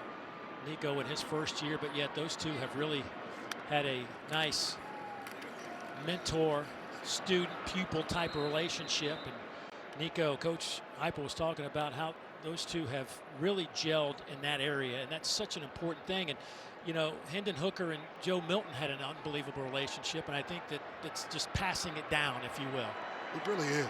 It's the idea of, who are we, what do we do, how do we operate, and those things are really part of the fabric here with this Tennessee staff, man, that they're building. The culture is strong here. Nico today, 5 of 9, 86 yards and a touchdown. Tennessee's offensive total up to 527 yards. It's their most yards in a game this season. The previous high was 512 against UTSA. Delay game, offense, 5-yard penalty, remains 4th down. So that'll bring out the punt team. Boy, last year this offense was humming in terms of 500-yard games. It's a different type of offense. It is. The way they go about their business. But last year they had 7 games with over 500 yards, including 724 against Missouri. That's unheard of. I mean, when you talk about the offensive efficiency, that's incredible. But when you look at how they're doing it this year, it's been the ground game, along with the opportunity now as they're getting into it and catching rhythm to take shots and really feel the flow of what their playmakers can do down the field. So Jackson Ross on to punt today. Cam Ross back to return it. And he will fair catch it at the 6-yard line. So 56 points on the board for Tennessee. They lead at 56-3.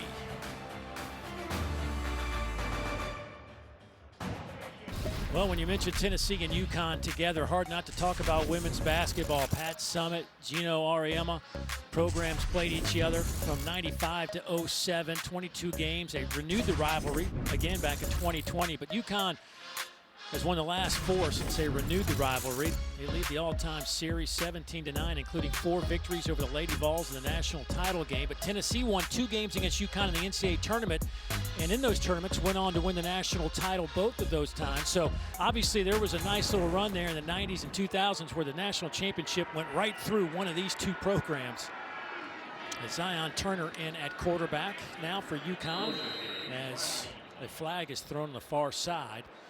By the way, today Tennessee wearing these uniforms with that little Tennessee Lady Vol blue accent. That is in honor of Coach Pat Summitt. It's Alzheimer's Awareness Month here in November, and Tennessee football program trying to honor the legacy of Coach Summitt by bringing out that Lady Vol blue accent.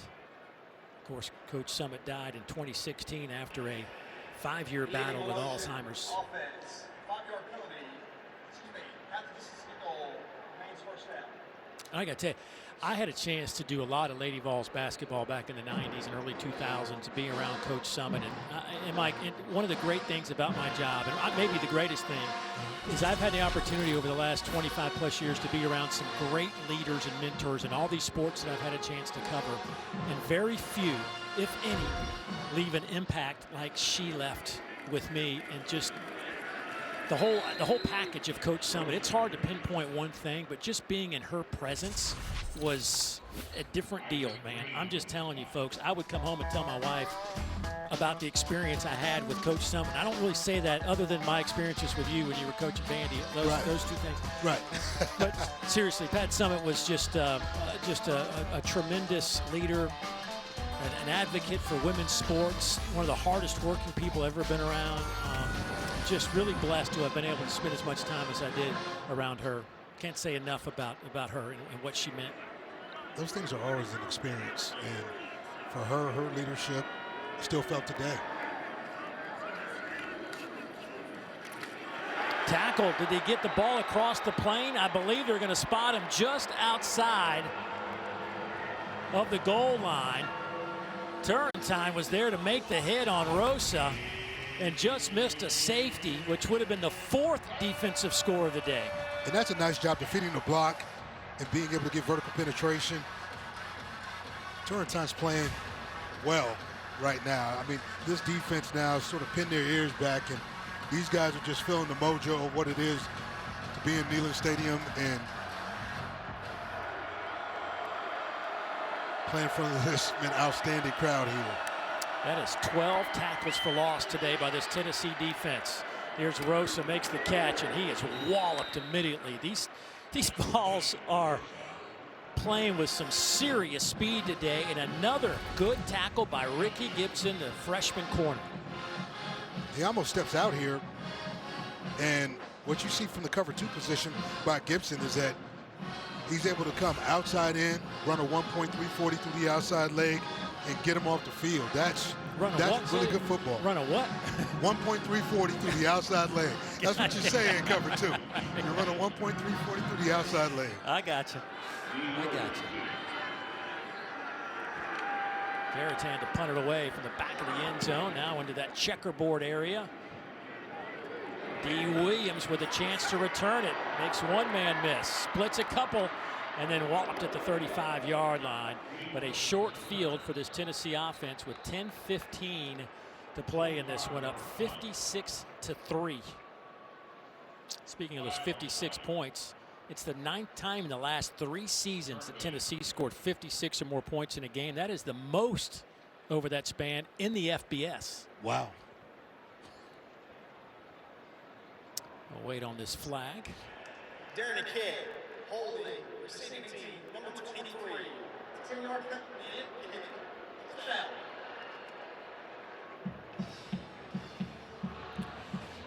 It's hard to remember, but second play of the game today, Jalen Wright goes 82 yards for the longest play from scrimmage this year for Tennessee, and then it wasn't a few series later that they picked up another 82-yard touchdown to tie for the longest play of the season.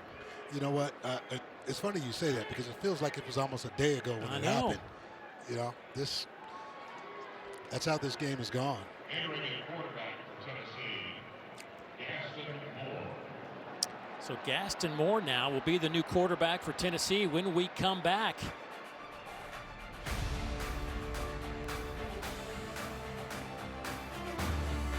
Be what if Georgia wins? Georgia's defense. I believe this much. I believe Missouri has a great offense, but Georgia's defense, man, has got to show up. And I truly believe they will. I mean, they played good all year. I mean, they've been able to be a pillar for those guys, and it's going to be a good game. And then the second part of that contest is LSU, Alabama. Yeah. What are your thoughts there? I just think it's hard right now. I mean, can Alabama score enough to keep up? Because I just know LSU's going to score. It's going to be a track meet now. Yeah. I mean, Jaden Daniels has been fun to watch. Here's Gaston Moore getting some work, and he connects over the middle. Flag comes out at the end of that play on the near side away from the football. He had Ethan Davis, another youngster, the freshman tight end, getting some work with Gaston Moore, the redshirt junior who transferred in from UCF.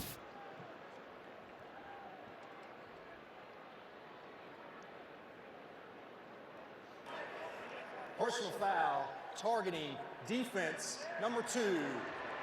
The previous play is under video review. Durante Jones. Again, that was away from the play. He was near the near sideline. And that happened in the middle of the field, right in the contact zone. So here, man, we see the play. It looks like he tried to use his shoulder. It was just like the flag was dropped. My point is the flag was on the near sideline. Right. Get a good shot here. I know he lowers his head. Head hits shoulder. Ooh, I tell you what, he could have got hurt. That's the play that they're trying to eliminate. Correct. I mean, that is an example of what, hey, do not lead with your head. Face mask up. I mean, all those things we talk about in all these officiating meetings we have before the season. Yeah. You always talk about eyes up, right? But when you look here, when you see the crown of the helmet and you see somewhat of a, I don't know if you call it a launch, man, but you do call it a lead with the head. That's not really what you want.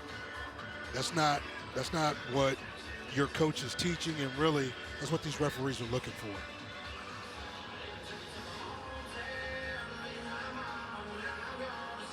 Well, he's trying to say he dropped his shoulder down there, but I mean, I didn't see a whole lot of shoulder. I saw a lot of head. I saw the head. It looked like the head hit the shoulder, but it didn't matter. It looks like he led with the crown of the helmet. And when that's the case, like you said, Dave, I think that's what they're trying to eliminate.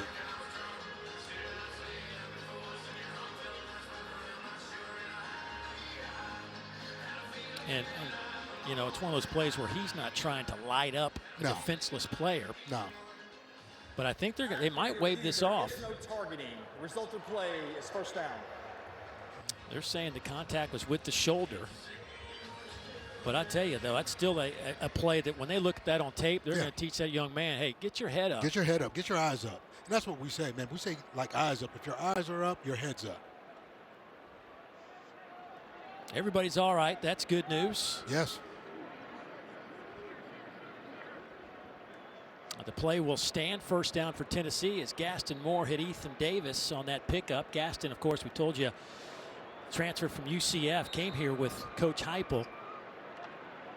Really knows this system. He's played just 5 games, this being number 6 over the past 3 years since he's been here in Knoxville. They will hand it off, and a nice little run by Cam Selden, a freshman out of Brownstore, Virginia. Came in with just 3 carries for 5 yards. But these two backs, Khalifa Keith and Cam Selden, 2 freshmen, I mean 6'1", 230 and 6'2", 225. Yeah. I mean, they don't have anybody like that. Yeah, that's like thunder and thunder, right? I mean, those guys are big, physical, but they can run in between the tackles. And this coaching staff has raved about these guys. They said they're young, talented, just waiting on their opportunity. That pass incomplete.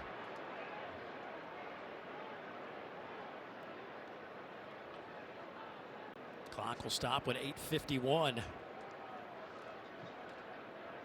Gaston Moore, one of the things he loves to do is play golf. Not surprising since he grew up in Hilton Head, South Carolina.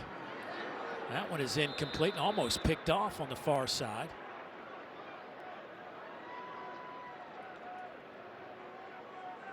Hey, man, here's Jerry Mack right here, man, running backs coach here at Tennessee, and he came from Rice University as their offensive coordinator, but he's done an outstanding job of building this crop of running backs, man, that continues to be the standard here at Tennessee, because they've got a long history of running backs at this school, and he's just continued to do that. One of them was here today. Jamal Lewis in the house today. Was he in the house? Yeah.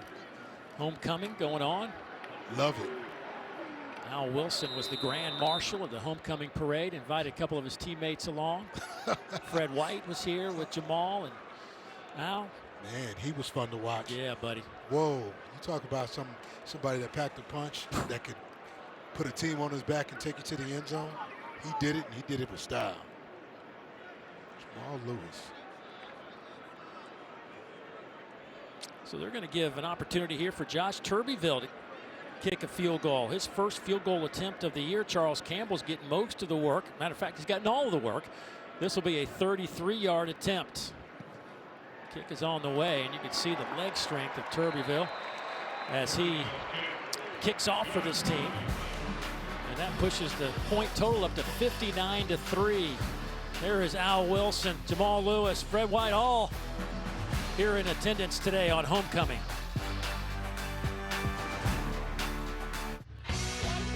Wide open. I mean, wide open. Ramel Keaton, nobody within 20 yards of him.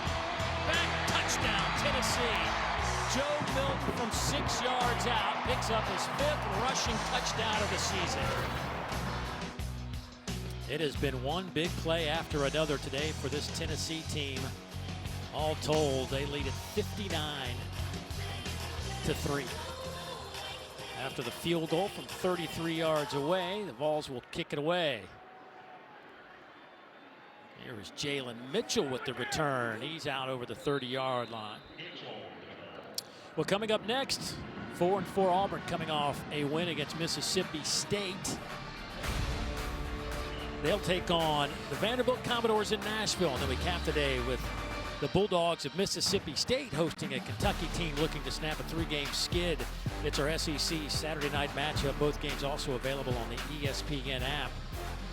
The Bulldogs of Mississippi State trying to find a little bit of offense since Will Rogers went out. They were averaging over 30 points and 375 yards of offense with him, and without him, they're averaging 10 points a game and 270 yards of offense. It's been a tough go. I know Mike Wright stepped in, but just not the same offensive proficiency.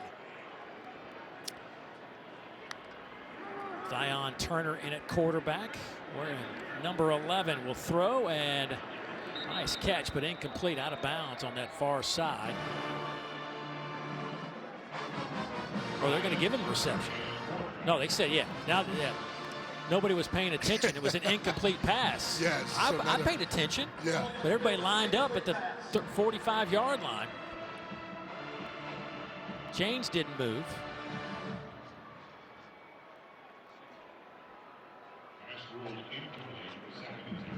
UConn here with Zion Turner. They got a young quarterback, extremely athletic. He won a couple state titles at St. Thomas Aquinas High School down in Fort Lauderdale.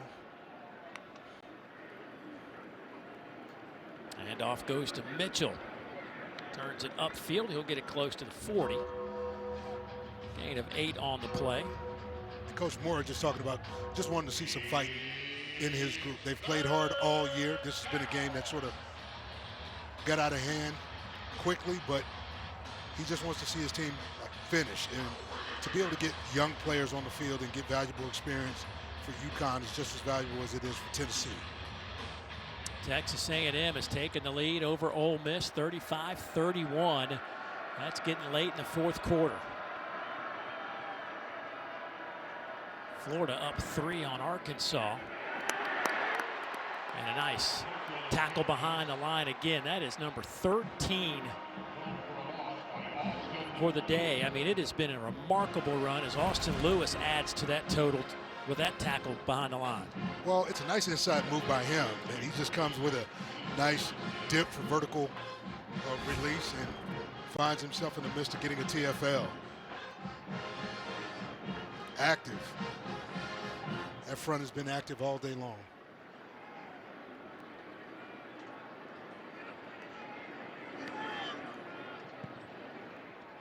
Boy, a booming kick since D. Williams racing back to the 5-yard line. D breaks a couple of tackles and then hit at the 20. Nice return after a 59-yard punt. We'll step aside. 6:17 to go in this one. It's all Tennessee.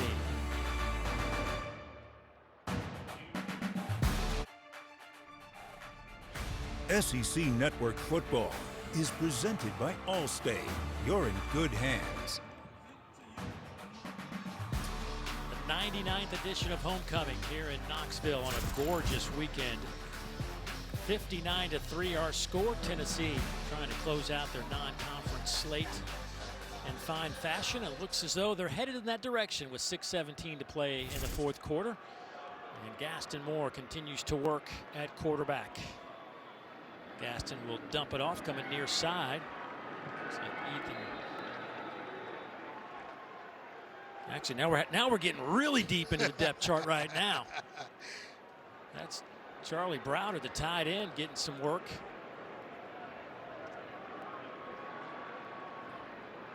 Second down and short after that 8-yard pickup.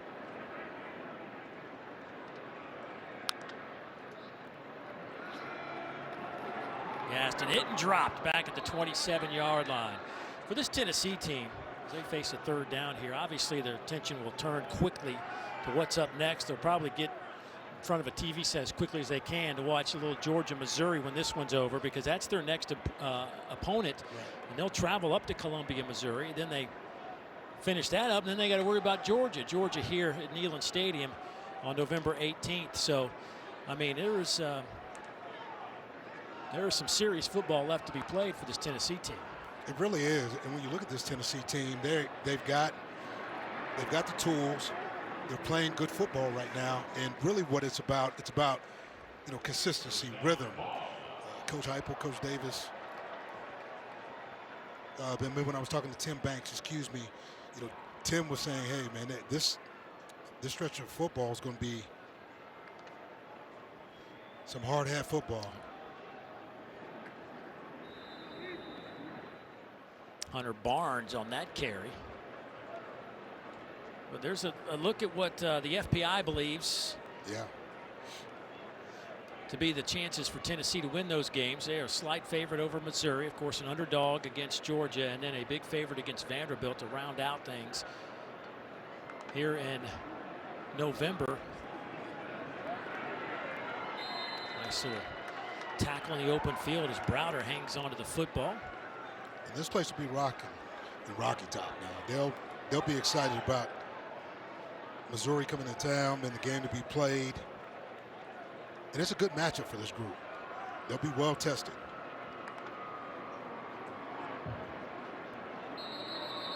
And some movement up front against Tennessee on the left side of that line. False start. Offense, number 69. 5-yard penalty. Third down. As we maybe talk about that upcoming game, what sort of catches your eye about that contest next week? Tennessee going up to Missouri? Yes. I'm anxious to see what this Tennessee offense looks like against another good really tough defense. Right. What they did at Kentucky on the road against one of the most physical teams that in this league was quite impressive. And can they keep up that momentum? And there's nothing to tell me they can't. They got to get some healthy bodies back on that O-line, though. Nice carry there from Patrick Wilk.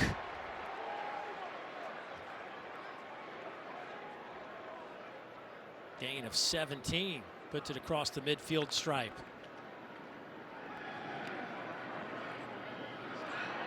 That one is incomplete, no flags on the play. And the other thing is, I think, look, Missouri's been throwing the ball extremely well. Brady Cook's having a heck of a season. If there's one area defensively for Tennessee right now that has your attention, they've been giving up some yards through the air, even today. And last week, of course, they gave up a bunch of yards, over 300 to Devin Leary. So I think when you look at that Missouri game, can this secondary and the pass defense, because I know it's a combination of things. It is. Can they hold up? Correct. I mean, and you're right. Rush and coverage go together. Really, can the front affect the ability of Brady Cook to stay on task? Yeah. Tell you what, there's a lot going on, and if you want to go check these other games out, I'm going to say go ahead. I'm going to give you permission. I know we got a tight one here, but Texas A&M and Ole Miss coming down the stretch. How about Jacksonville State and South Carolina in a wild one? And Arkansas and Florida, 26-23. That, too, in the final few minutes. So a lot going on. I don't really want you to leave, but if you feel like you need to, go ahead. If you're still out there. Is anybody there? Yeah. Is anybody?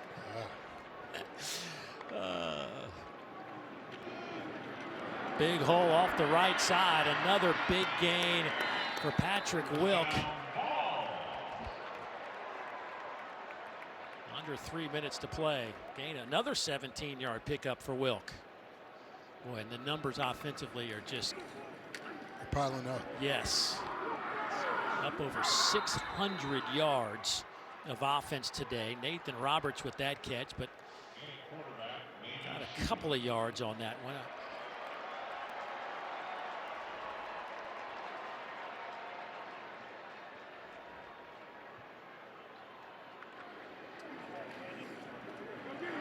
Here's Moore, saw a hole. or excuse me.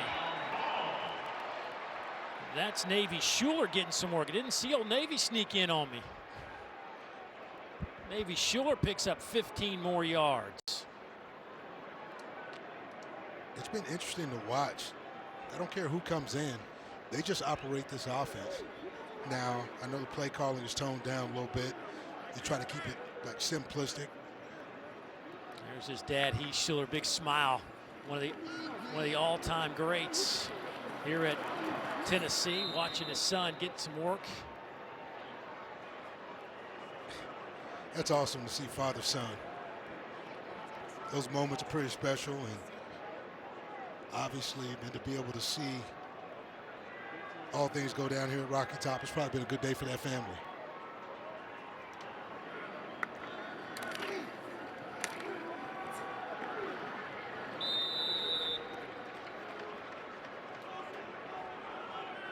Well, you know, this group of guys wants to score a touchdown so bad, but as a coach, you're kind of like, you know, it's 59, the clock's ticking. It's that you just keep calling plays, right? The gamesmanship tells you to keep calling plays. Really, you're trying to not score, but if it happens in the action of just you play calling and guys playing hard, what the heck? Here's Barnes off the left side. He gets it down to the 10. These guys are hopping up in a hurry. They're like, come on, coach. And this is really who they are, so it's not like they're making it up as they go. Hard run inside the 5.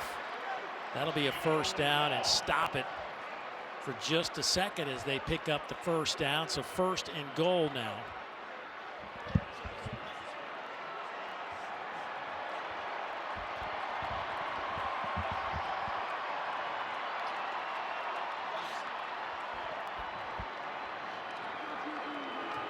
So Tennessee's just going to let this clock wind down. Heath Schuler smiles.